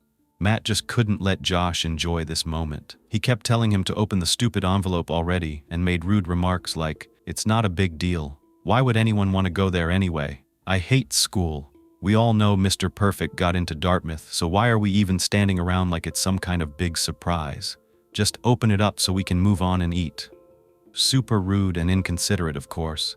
His parents were excited for Josh and wouldn't let Matt ruin that moment. Josh did get accepted, and they all cheered, so happy for him. Except for Matt, who sat there stone cold. Instead of being happy for his brother, he turned around and stormed off. In the summer of 1989, when Matt was 19, he started dating a girl from Ecuador. By November, he asked her to marry him. She said that she had to ask her parents for permission, so he used his parents' credit card, and they took a trip to Ecuador. However, his girlfriend's parents forbade her to marry Matt after finding out he had lied about his age. He claimed he was 24 when he was only 19. Matt was livid. Instead of dealing with his emotions in a mature, healthy manner, he reacted poorly. Matt tried to take his life by swallowing painkillers and shooting Valium into his veins. He was rushed to the hospital, and they ended up saving his life. He flew home, and guess who was waiting for him at the airport? Dawn and Richard. They checked him in at Overlook Hospital for treatments, but he escaped. A nurse was trying to stick a syringe into his arm, and he violently ripped it out and ran. That night, he never came home. He slept over at a friend's house, and he was running with a bad crowd, so he was back abusing drugs. His drug abuse ended up leading to full-on hallucinations. He was super paranoid, and he told doctors and his family that a Colombian drug dealer was after him. This is what led him to purchase a handgun for protection. He paid $650 for a Beretta. Here he is, mentally unstable, and now he has a weapon. Not a good combo. On December 3, 1989, Matt called the Bernards Township Police, saying that someone was after him. The police called Richard and told him, "You need to come home and tend to your son." His dad was super embarrassed because, at this point, Dawn and Richard were prominent figures in their community. Most people in the neighborhood did not like Matt. They got a bad feeling about him. They knew he was unstable, but it was hard because they liked the Hakalas. Therefore, they were willing to accept Matt and, pretend there wasn't something wrong with him. Dawn was working for Bergdorf Realtors as a top saleswoman. She was also a member of the state's $1 Million Sales Club. Everyone seemed to know her because she sold most of the families their homes in Basking Ridge. At this point, Richard was highly respected. He was revolutionizing the research and treatment for Parkinson's disease. He, alongside his research team, produced extremely important studies that are still being used today. At the time, they were on the cutting edge of discovering what causes Parkinson's and how to treat it, and even close to possibly finding a cure. Richard truly was leading the research in these areas. Ironically, he was also studying brain injuries suffered by drug users. Yet, here he was, put off by Matt's addiction, and didn't want it to reflect poorly upon him, especially because he had just recently taken a position as a professor of neurology and pharmacology at the research institution. So he was new to this position and didn't want anything to tarnish his name. Dawn was always patient with Matt, but over the years, Richard had had enough. He came home from work that afternoon and confronted Matt about calling the police and his claims of being stalked. This is the moment Richard found out that Matt had a gun. Earlier that morning, Matt was rummaging through the house. He was looking for cash and credit cards and ended up stumbling upon a letter that was in Josh's room. It was written by his mother and sent to Josh last summer when Josh went away to summer camp. The minute Richard walked through the door, and before he could confront Matt about the call, Matt cornered him in the kitchen and was yelling at him over this letter. He insisted the letter proved everything he had suspected, that they loved and cared about Josh way more than him. His father told him not to be ridiculous. It was merely a letter, and had Matt been away at summer camp, they would have written him a letter too. Instead, Matt chose to be out getting in trouble, and it was his actions that put him in the position he was in. But Matt never took responsibility. He blamed his parents for everything that went wrong, and his life in this moment was no different. He starts reading the letter out loud to his father, and he did it in this condescending manner. "Dear Josh, your father and I want you to know we are so happy that you made National Honor Society." So, anytime Richard tried to interrupt and explain away each part of the letter, Matt would yell at him to shut up. He would move closer and closer to Richard, and he just kept reading the letter.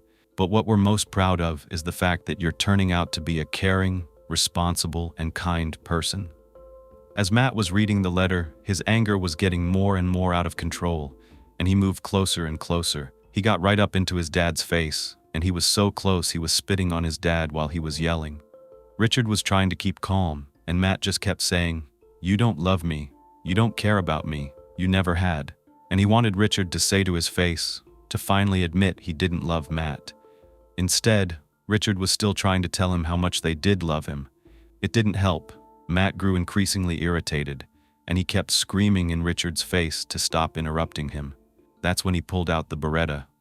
He pointed it at Richard and screamed for him to shut up and listen. Richard put his hand up in front of his face and said, Okay, I'm listening. Please stop," he said. "I love you.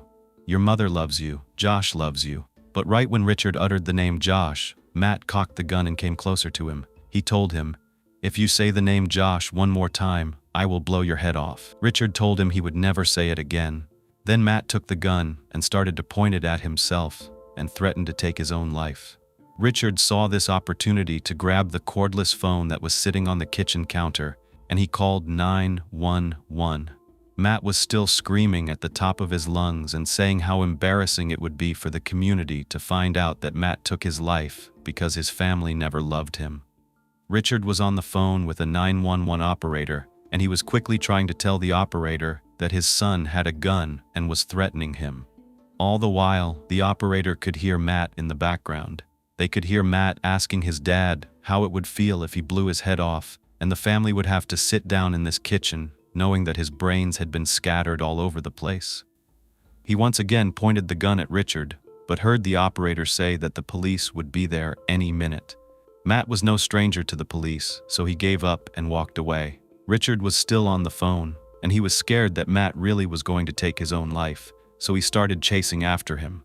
Matt made it to the front door, and all of a sudden, you hear shots ringing out, one after the other, after the other. Richard was sure that Matt was dead, so he yelled into the phone, "Send paramedics." When he got outside, he saw Matt shooting up the Toyota Corolla that they had purchased for him when he turned 16. Matt ended up putting 13 bullets into his own car.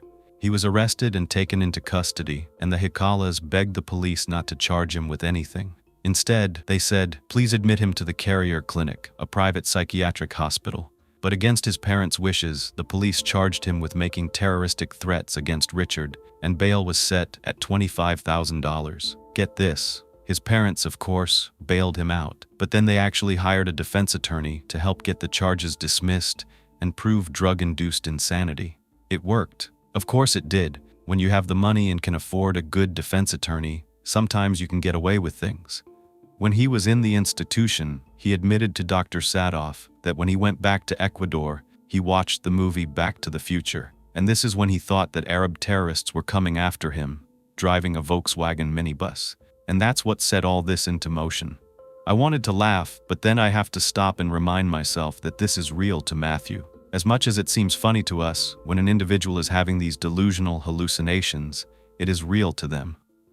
The agreement with the court was if he could stay off drugs and continue counseling, he could be released.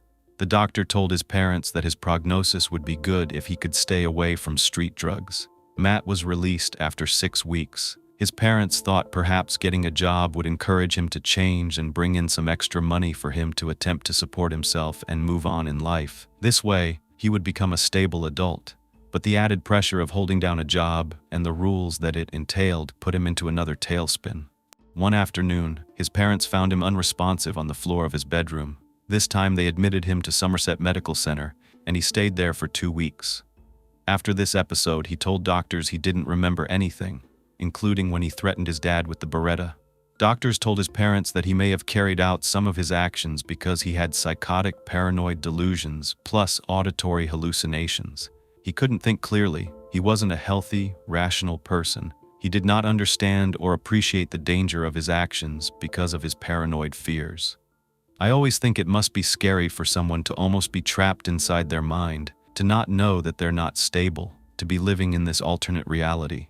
Doctors said that Matt should be treated as mentally ill and be prescribed antipsychotic medications, rather than trying to treat him as a criminal. They said he should not be allowed to possess any substances or weapons, since his actions were not based in reality. The doctors feared he was going to fatally hurt someone or himself. It seemed like the Hikalas didn't heed this warning. In the next few weeks, the clinic had let them know no one was making sure that Matt stayed on track. No one was monitoring him or whether he was attending the clinic for routine treatment and staying off drugs. On one hand, I'm sitting here thinking, yes, his parents should have been on top of that, but he's an adult. However, he's also classified as mentally ill. So does that mean he falls back under his parents' responsibility? Doctors weren't the only ones who warned the Hikola family that Matt was capable of fatally injuring someone. Police told Richard after the incident with the Beretta that he had to follow through and do something with a more severe punishment, like jail, or Matt was going to kill you both. Neither parent believed that. They thought he just needed to learn a little more responsibility. So, with his parents' help and their connections in the community, he landed a pretty decent job as a desk clerk at the Madison Hotel in Morris Township. They even bought him a brand new Jeep so he could drive there for his shifts. But a couple of weeks later, he totaled it, flipped it while he was speeding. It frustrates me. I can't help it. Nevertheless, considering some of the other bad things that had happened before, Things started to seem like they were looking up. Matt was on a pretty normal schedule. He was waking up on his own, going to work, meeting new people, making new friends, and he was also dating again. He was with 19-year-old Melanie Glover, who was from about an hour away in Long Branch. Not sure where they met, but in the fall of 1990, she got pregnant. The problem was, Matt was being unfaithful. He was seeing another girl that he was working with at the hotel in October. Her name was Marta Morales, and we will talk about her in a moment. He told his pregnant girlfriend, Melanie, that he was in love with someone else, saying, "You can keep the baby, but I'm out of here." Who was this new girl, Marta, that he was in love with? She was a lovely girl. Her mother was an immigrant from Mexico, very hardworking, and she taught Marta to do the same. She was smart and was attending St. Elizabeth's University, a private Catholic school in Morris Township, on a scholarship. Marta was so happy dating Matt. He was her first serious boyfriend. She even introduced him to her mother, which was a pretty big deal, and her mom thought he was a really nice boy but hoped Matt wouldn't be a distraction from her studies. Marta's mother was very strict, and for whatever reason, that made an impression on Matt. He always acted very respectfully towards Marta's mom, and it wasn't an act. He actually held her in high regard. He didn't want to make any mistakes, especially because he was in love with her daughter. He always had Marta home on time and spoiled her with gifts. She really thought she had found the one, a man who was going to help her achieve her goal of living the American dream. The Hicolas were also very happy. They really thought Matt was on the straight and narrow until one afternoon in mid-December 1990. Richard received a call from the Morris Township Police Department. They informed Richard that Matt had stolen $900 from the hotel and had just been fired. He was charged with theft, and they were holding him until Richard picked him up from the police station. Richard couldn't believe it because, unlike Dawn, he doubted Matt would ever be able to live a life void of trouble. When Richard came to get Matt, Matt claimed he didn't do it, that the hotel didn't like him, and they were pinning this on him to get rid of him. The Hicolas said, "We do not care. You're going to have to get another job because you need to pay back the hotel for what you did." That was perfect because he needed extra money anyway. Christmas was getting closer, and Matt had been promising Marta they would spend the night in a 5-star hotel, order room service in the morning, and he'd get her any gift she wanted. He didn't have enough money, so he asked his mom if he could borrow some. She agreed and asked him, "How much do you need? Is $100 enough?" Matt just laughed hysterically. "Mom, come on, it's more like a couple of thousand," he said. His mom was shocked. She said, "I can't do that. It's far too much to spend on a girl you've just started dating a couple of months ago." Besides, she mentioned Richard would find out. What do you think happens? Matt goes ballistic. He's screaming at Dawn, asking her why she's so scared of Richard. He tells her, "Think for yourself. Stop letting him make decisions for you." Matt had no choice but to take a job as a cashier at a gas station, which was 30 minutes outside of his community where he wasn't well known. Can you guess? Yeah, it didn't last long. On Christmas Eve, only a couple of weeks into his night shift, he was apprehended by Summit Police. He was questioned in connection to a report from the owner that he stole $3,000 from the safe, as well as a recent break-in at a home nearby. I guess he was trying to get that money for Marta's presents.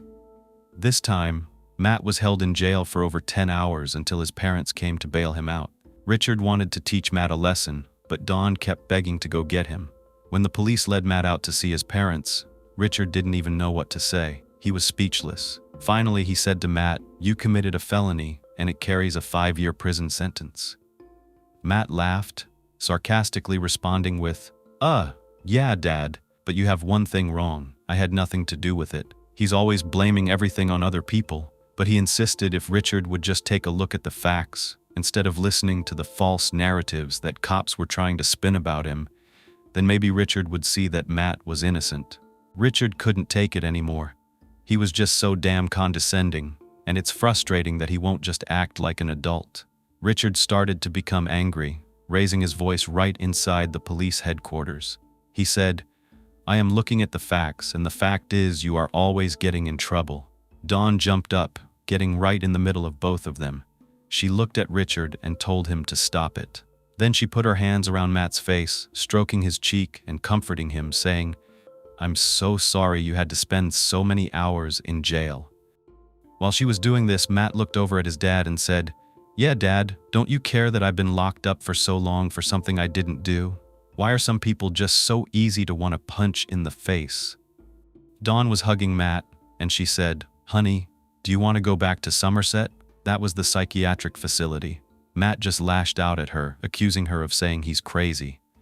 He said, "Are you just trying to send me back to some kind of insane asylum and lock me up forever so you can forget about me and enjoy your life with your real son, Josh?" It was extremely frustrating because Matt was always misinterpreting things. He just angers me so much.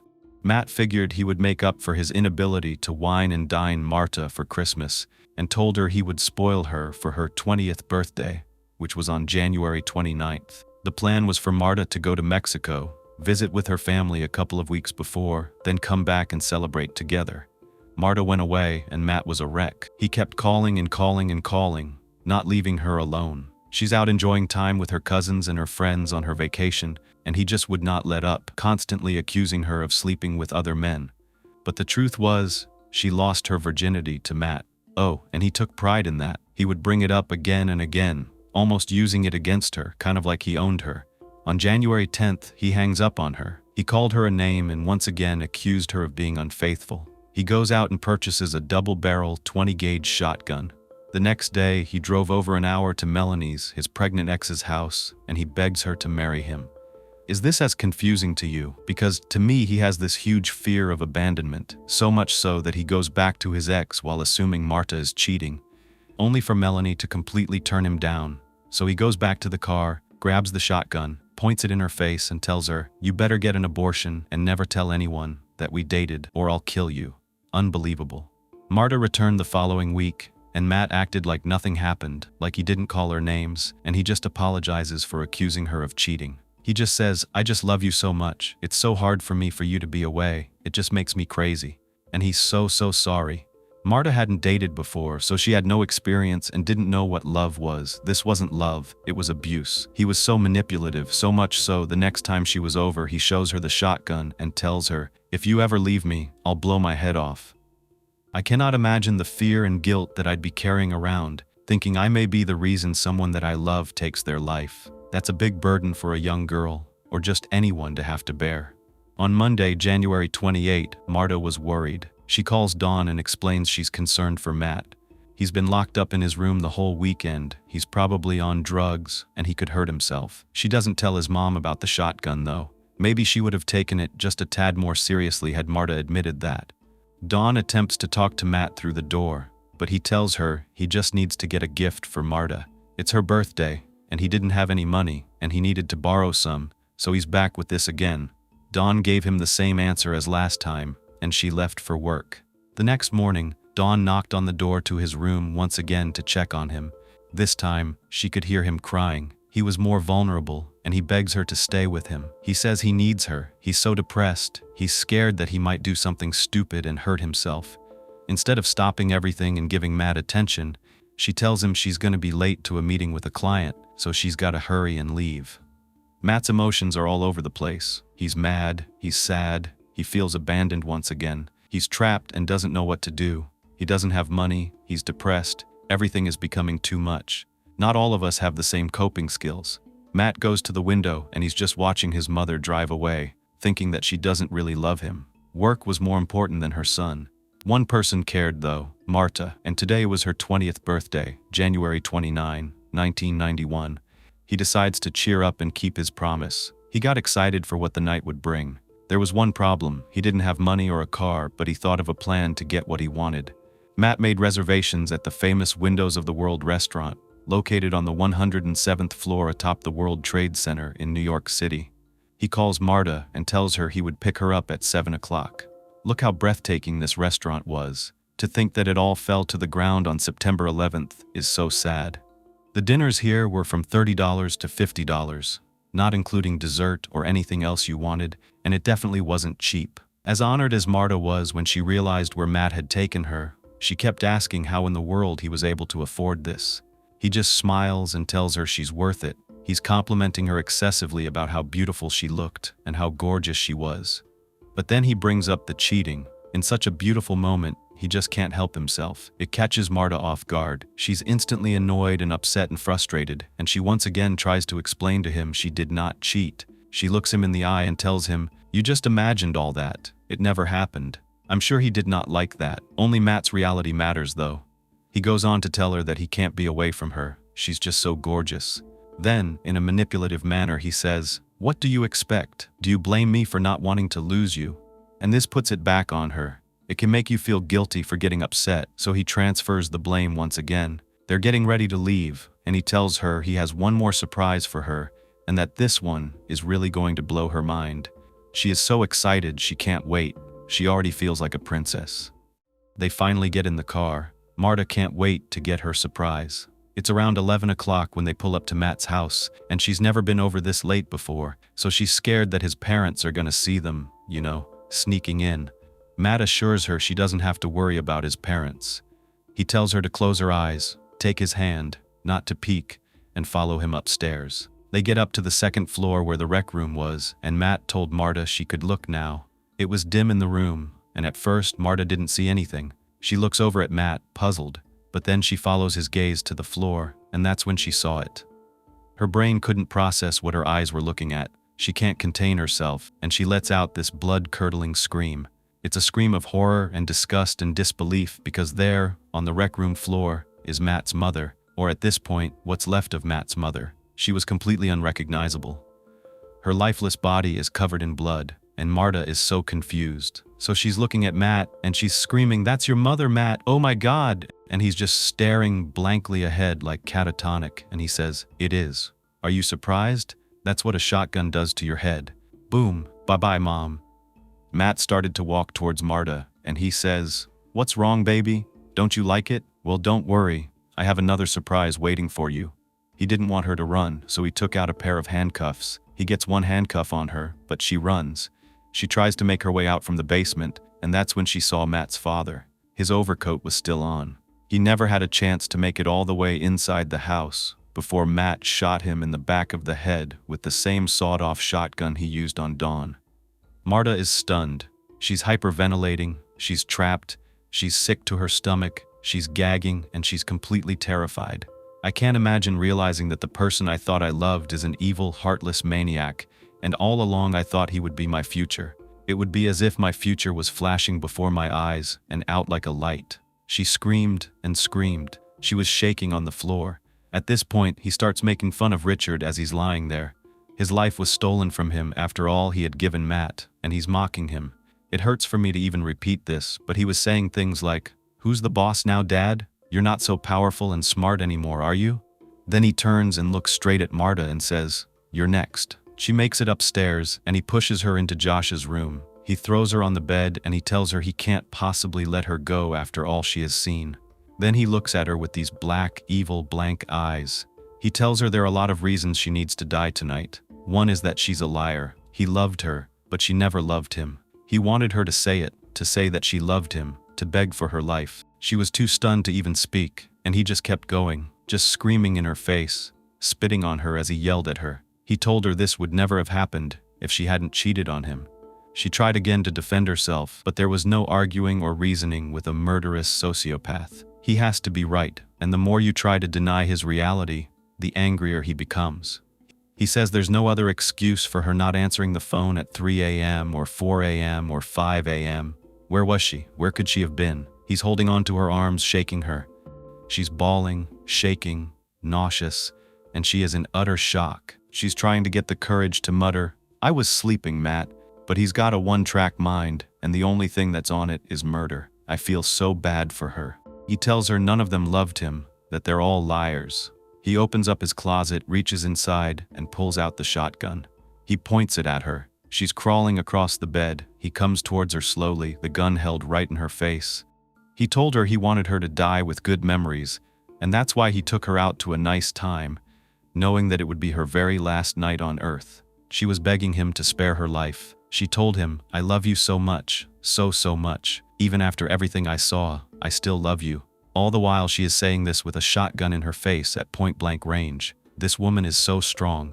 She is so courageous. To think she had to use all the strength in her not to look like she was lying. She knew she had one chance to try to save herself. She slowly puts her hands up in front of her face, while tears are just still running right down her cheeks, and she just softly asks him to please put the gun down and talk to her. There was just this silence. He stood there in silence. Imagine not knowing what this man is going to do to you. How much time do you have left? To her surprise, he slowly let the weapon fall to the floor. Then he sits down next to her on the bed. At this point, he asks her to put her arms out straight in front of her. Of course, she complies, and he handcuffs her right arm to his left arm. She can't escape. He proceeds to tell her that after everything he's accomplished that day, he's exhausted and needs to get some sleep. This poor young girl has been tricked, lied to, manipulated, and has just witnessed not one but two deceased people. She was almost killed, and now she has to sleep with the man responsible. She knew this. For now, she was still alive, even if it meant she only had one more hour on this earth. Even if it was just to feel the warmth of a bed for the very last time, or smell her perfume, or look around at this gorgeous home that became an early grave for Matt's parents. Anything was worth having more time, even pretending to love a monster. He turned the lights out, shotgun by his side, pulled the covers over them, cuddled up next to her, and fell right to sleep. Not Marta. She had to use all of her strength not to scream, cry, or try to run because our instinct is to survive, to retreat. But she had to be smart. She couldn't relax. There was no way she could sleep. She thought he could wake up at any moment, and that would be the end. All night, she's thinking of a way to convince Matt not to take her life. She knew what he was capable of. The next morning, Matt wakes up. He leans over toward her and unlocks the handcuffs. Obviously, they have to wash up. They have to go to the bathroom. He needs to as well. Just as she's walking toward the bathroom, he says, "Marta, don't do anything stupid." She can't help it though. As soon as she gets out of his sight, she locks the bathroom door behind her and falls to the ground on that cold tile and just hysterically cries. She also knows she can't waste any time. She's looking all over the room for a weapon or a way out. There's a window above the toilet, but it's pretty high up. She closes the lid and steps on top, stretching to reach the windowsill. She's pulling herself up high enough to reach the shutters. They have a latch on them, so she lowers herself back down and tries again. This time, she unhooks the latch. These shutters swing open so fast that they crash against the wall, making a really loud noise, and she knows Matt heard it. She can hear him somewhere in the bedroom, so she knows if he finds out that she's trying to escape, it is over. She tries to pull herself up again to get to the windowsill, but she slips. It's too far. She can't reach it. She can't balance and try to open at the same time. At that moment, he bangs on the door. She nearly falls on her face. He asks, "What's taking you so long?" She says, "I'm just using the toilet," so he tells her to hurry up. Now she realizes there is no way to escape. She has to walk out there and face him once again. She has a plan. She's hoping it's not too late to try one last thing. As soon as she comes out, she pretends to be happy to see him. She tells him how thankful she is that he took her to such a fabulous dinner and that she had the best birthday, pretending she doesn't even remember the other things that occurred that night. His face lights up. It's working. She tells him, "I'm so lucky to have you. You know, we should get away together." He stops and looks at her and he's like, "What do you mean we?" She repeats, "We together. Let's just get out of here. Let's fly to Jamaica." Jamaica was a place that Matt really enjoyed. He had stolen his dad's credit cards in the past and stayed there for a while. She tells him that no one will find them there and they can start a new life together. So, Marta tells him that no one will know them there. They can hurry and leave, starting a brand new life, just the two of them. He is standing there silently, staring at her for what seems like forever. Then he leans in and says, "Okay, we'll leave right now. We'll get to the airport and catch the very first flight out of here to Jamaica." Marta is trying to hold in her excitement because she can't believe it. She doesn't trust it yet because at any moment this could be another lie, another way to manipulate her, another way to trick her into thinking he may actually be a normal, kind, loving man. But she takes comfort in what he says for the moment because remember, she's still alive. For now, this buys her more time to figure out how to escape from this psycho. He tells her if she runs, he will kill her without a second of hesitation. She assures him she doesn't want to leave him and can't wait to start their new life together. That's survival right there. There's only one issue. Marta obviously didn't come prepared for a trip out of the country. She doesn't have her passport. She's so terrified, she has to tell Matt they need to stop by her house so she can run up to her room and get it, and then they can be on their way. Even if she's scared, that's the truth. His mood has changed, and she's shocked when he actually agrees. He seems happy, excited, and he's back to normal, whatever that means. They leave. 45 minutes later, they arrive at Marta's around 8 o'clock in the morning. Matt parks his mom's car, they get out, and he follows her inside. This evil man is only one step behind her. Remember, she hasn't been home all night since he picked her up over 12 hours ago. She hasn't spoken to her parents, nothing. When her mom hears them come through the door, of course, she rushes over to speak with them. Marta is terrified. If her parents get in Matt's way, he will do the same thing he did to his own parents, probably without even a moment of hesitation. She almost screams, but she knows she has to hold it together for the sake of her mother. He's already mouthing to her to keep her mouth shut. She tries to act completely normal. Matt was actually hoping Marta's parents wouldn't be home. He didn't want to have this confrontation. Remember that he respects Marta's mom. He doesn't want to look bad. His reputation still matters to him. Oddly and ironically, he's actually scared of Marta's mom. She's only 4'11". He's got a weapon in his car 50 feet away, but he stops in his tracks. She's also able to tell that something is not right. There is an unspoken message of fear and concern. With her motherly instincts, she could probably smell the tension in that room. She starts to yell at Marta. She asks her, "What are you doing home? You have class. Where were you all night? Why didn't you ever come home?" She turns to Matt and says, "Matthew, what is going on here? What are you doing here at this hour on a school day?" He's in his delusional state and starts telling Marta's mom that they're actually going on a birthday trip to Jamaica to celebrate Marta's birthday. She looks at him like he has 5 heads. She's like, "What? You cannot be serious, Matt." She begins to approach him. She's fearless, but then again, she has no idea what he has just done and how close she could be to death. She tells him to go home and tells Marta to go upstairs. Marta is just standing there trying to plead with her, but she's stern. She turns back to Matt once again and tells him it's time for him to leave. Marta knows that any second Matt is going to lose it. Her heart is pounding because she can see his jaw tightening up, his fists rolled up into balls, his eyes piercing through her mother. Time seems to be going by so slowly until Matt lets out a breath and says, "Fine, I'll go." Shocked, Marta watches him start to turn around. Then he stops. He comes back over to her and whispers in her ear, "I should have blown your head off when I had the chance," then turns back around and swiftly walks right out the door. I'm shocked too, but what might not be apparent is that Matt wasn't used to someone challenging him. His parents never stood up to him like that. Matt could easily manipulate everyone around him, but inside, he was truly a weak coward. He was no mental match for Marta's mom. As soon as the door closes, Marta falls to the ground, hysterically crying. Her mom shuts the door and locks it. Marta can't breathe, can't get out a word. She's absolutely inconsolable. But before she can even tell her mom what happened, the phone rings, and Marta jumps up, startled. She lets out a scream and runs to pick it up. She knew it was Matt from his mother's car phone outside. He threatens to kill her and her whole family if they call the police. She stays quiet, lies to her mom, and says they broke up, which is why she's so upset. That day was Wednesday, and while all of this is going on, a few of Dawn's co-workers notice that she's late to a meeting with one of her clients. They try to call her on the car phone, and that's when they knew something wasn't right because Matt was forbidden to drive his mother's new Audi. Matt makes up a story, saying Josh has been in a terrible car accident and the whole family was driving to the university right now. Her co-workers were not buying it. Remember, people knew Matt wasn't well. They weren't stupid. They didn't like him. They drive over to the house, and a note is on the door with the same message in Matt's handwriting. It just seemed off. Why wouldn't the Hakalas just call and explain?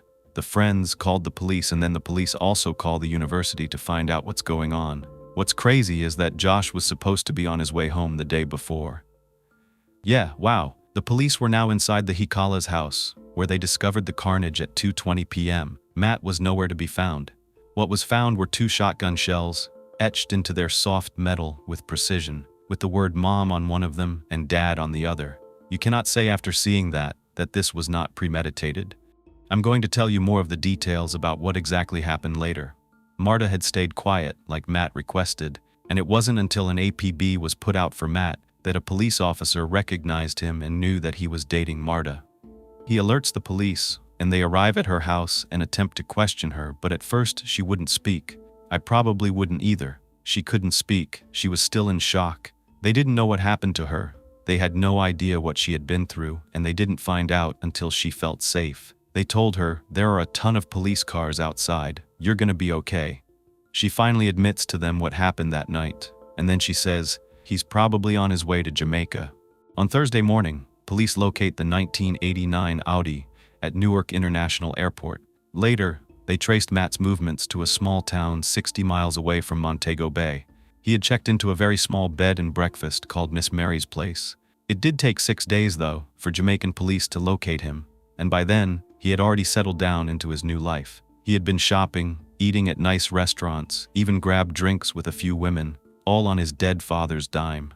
Unfortunately for him, he left a really bad impression the last time he was there, and a cop remembered him from a moped accident when he saw the federal warrant out for his arrest. Now, he alerted the FBI, and they busted into Matt's hotel room and apprehended him on February 15, 1991. Somerset County Grand Jury indicted Matt, only 22 years old, on capital murder charges for the deaths of his parents, as well as kidnapping and attempted murder of Marta. He was in jail pending a $2.5 million bail. His poor parents were not there to bail him out this time.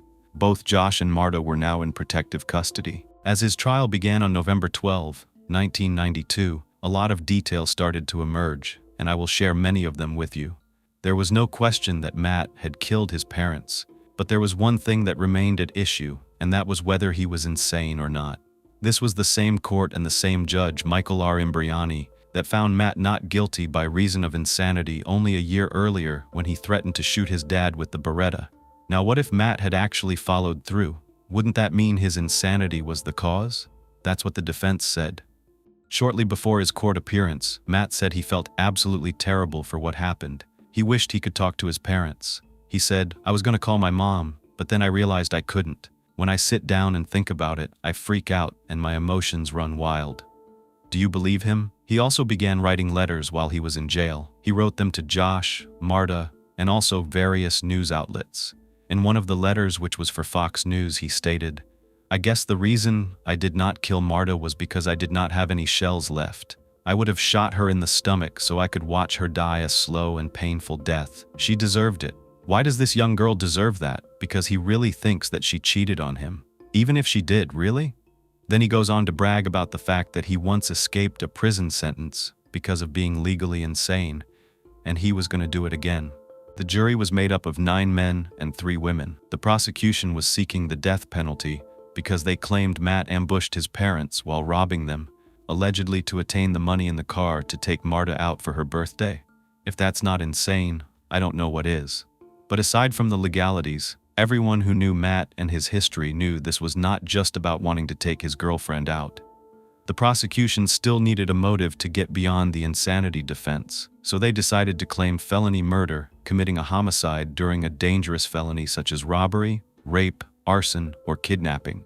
This would justify the death penalty. It was better for the prosecution if the motive was money and not hatred for his adoptive parents, because then all the anticipated psychological testimony from the expert witnesses and counselors that treated Matt would become relevant, circling back to the insanity plea. At trial, the details emerged. There was a videotape of the crime scene submitted as evidence, played for the entire courtroom. It was said to be surreal, like a home movie. It started with the beautiful suburban home, unwashed dishes in the sink, sports trophies lining the walls, and holiday decorations still here and there. Then the camera panned over to 2 dead bodies. There were also very graphic and up-close photos of the victims, including one of Dawn, that many people who loved her could not look at. It was so gruesome that you couldn't even make out what you were looking at. It just seemed like a whole bunch of raw meat. Only a third of her skull was left, and it was said that because of the damage, she was shot at point-blank range. It was also revealed that Matt had named the shotgun LB, short for Left Behind. The symbolism there is chilling. Police had found an undated handwritten note from Matt. The note said he originally planned to kill his girlfriend and then commit suicide, and that Marta wanted to die, and once she did, he couldn't go on. He explained this was a pact and this was a goodbye letter.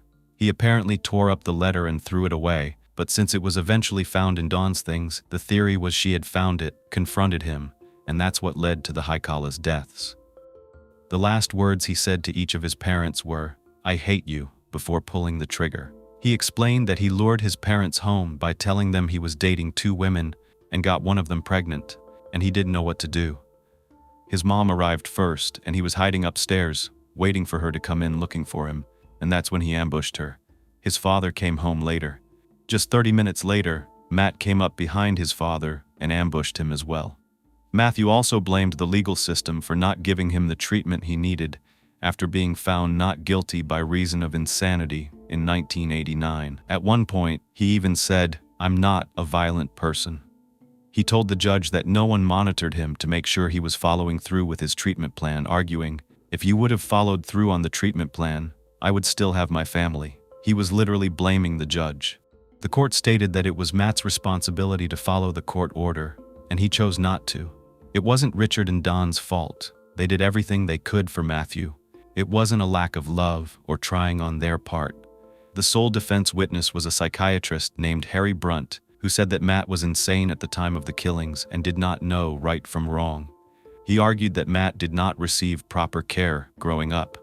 Psychiatrist Kenneth Weiss rebutted this, saying that Matt did not have a mental illness but rather antisocial personality disorder. He argued that the insanity plea did not apply. Recall that Matt's parents were the ones to argue the insanity plea, not wanting him to get in trouble. However, the incident with his father was caused by his severe jealousy of Josh and his perceived inferiority to his whole family, corroborated by evidence. The jury did not buy the defense's arguments, finding Matthew guilty of 12 counts, including murder, kidnapping, robbery, making terroristic threats, and unlawful possession of a weapon. On January 14, 1993, Matthew learned that he would be facing the death penalty. Despite this, he believed his appeal would be successful, stating, "I will not die behind bars." During the penalty phase, the jury was left to decide whether Matthew would spend the rest of his life in prison or receive lethal injection. Judge Imbriani allowed testimony about adopted child syndrome, with a psychologist stating that Matt fit the profile, an adopted child filled with rage who doesn't have the opportunity to vent his feelings to his family. I feel like that's all he was ever doing. I'm going to define adopted child syndrome for you. It was very difficult for me to find a reputable source to truly understand what this was, so I'm using the best source I could find, the Journals of Contemporary Social Sciences. Adopted child syndrome has repeatedly surfaced to explain behaviors in adopted children that seem uniquely related to their adoptive status. Specifically, these include problems with bonding, attachment disorders, lying, stealing, defiance of authority, and acts of violence. The term really hasn't achieved acceptance within the professional community though, because there is a lack of data. There is a quote from Adopted Forensics by Dr. David Kirshner, PhD, that says, of the 500 estimated serial killers in the United States, 16 were adopted as children. He found that adoptees were 15 times more likely to kill one or both of their adoptive parents than biological children. So, there's that. After 5 hours of deliberation, the jury sentenced him to 2 30-year terms, with no possibility of parole. I thought it was odd that 10 out of 12 were voting in favor of the state's theory that Matt killed his father to cover up the murder of his mother. And then a lot of the people on the jury agreed with the defense as well, that he really did have issues from his past and being adopted, whether we think they're rational or not. It was clear he had issues with it. So on Thursday, February 25, 1993, Matthew was called a danger to others by the judge and ordered to be kept in prison until the age of 80. Judge Michael Imbriani stated, "Colt calculated and premeditated murders committed less than 1 hour apart of the two people who gave you more love than anyone else on this earth. They wanted you to cease acting like a spoiled child, to stop mooching off of their hard-earned money, and to start standing on your own 2 feet as an adult. You showed your appreciation by murdering them." Matt is serving the rest of his life sentence in Kentucky State Reformatory. He will turn 51 this year. Apparently, after being sentenced to life in prison, Matthew did find his birth parents, but he does go by a new last name. Maybe it's his biological parents' last name. He has a prison pen pal account if you do want to write him, and he says he's been a dog trainer since 2008 and he's in the process of completing his master's degree and will go on to pursue a PhD. He's a hopeless optimist who hopes to find someone who can accept him for who he is, not who he was years ago. But after he was put in prison, there were some things that were revealed from the other side. In 1994, the judge pleaded guilty to embezzling $173,000 from one of his legal partners. He received probation at the time, but then in 1996, he was found guilty again of evading taxes, and he was sentenced to 2 months in prison. He died in 2002. Also in 1996, the prosecutor, Nicholas Bissell Jr., was convicted for taking nearly $200,000 from a co-owned gas station. While awaiting his sentencing, he was out on bail. He was facing 10 years in prison, and he decided to flee. Sadly, he was later found in a hotel room in Vegas when the authorities were coming through the door. He took his own life. Matt's brother Josh became a missionary, and he has never spoken publicly about his parents' deaths.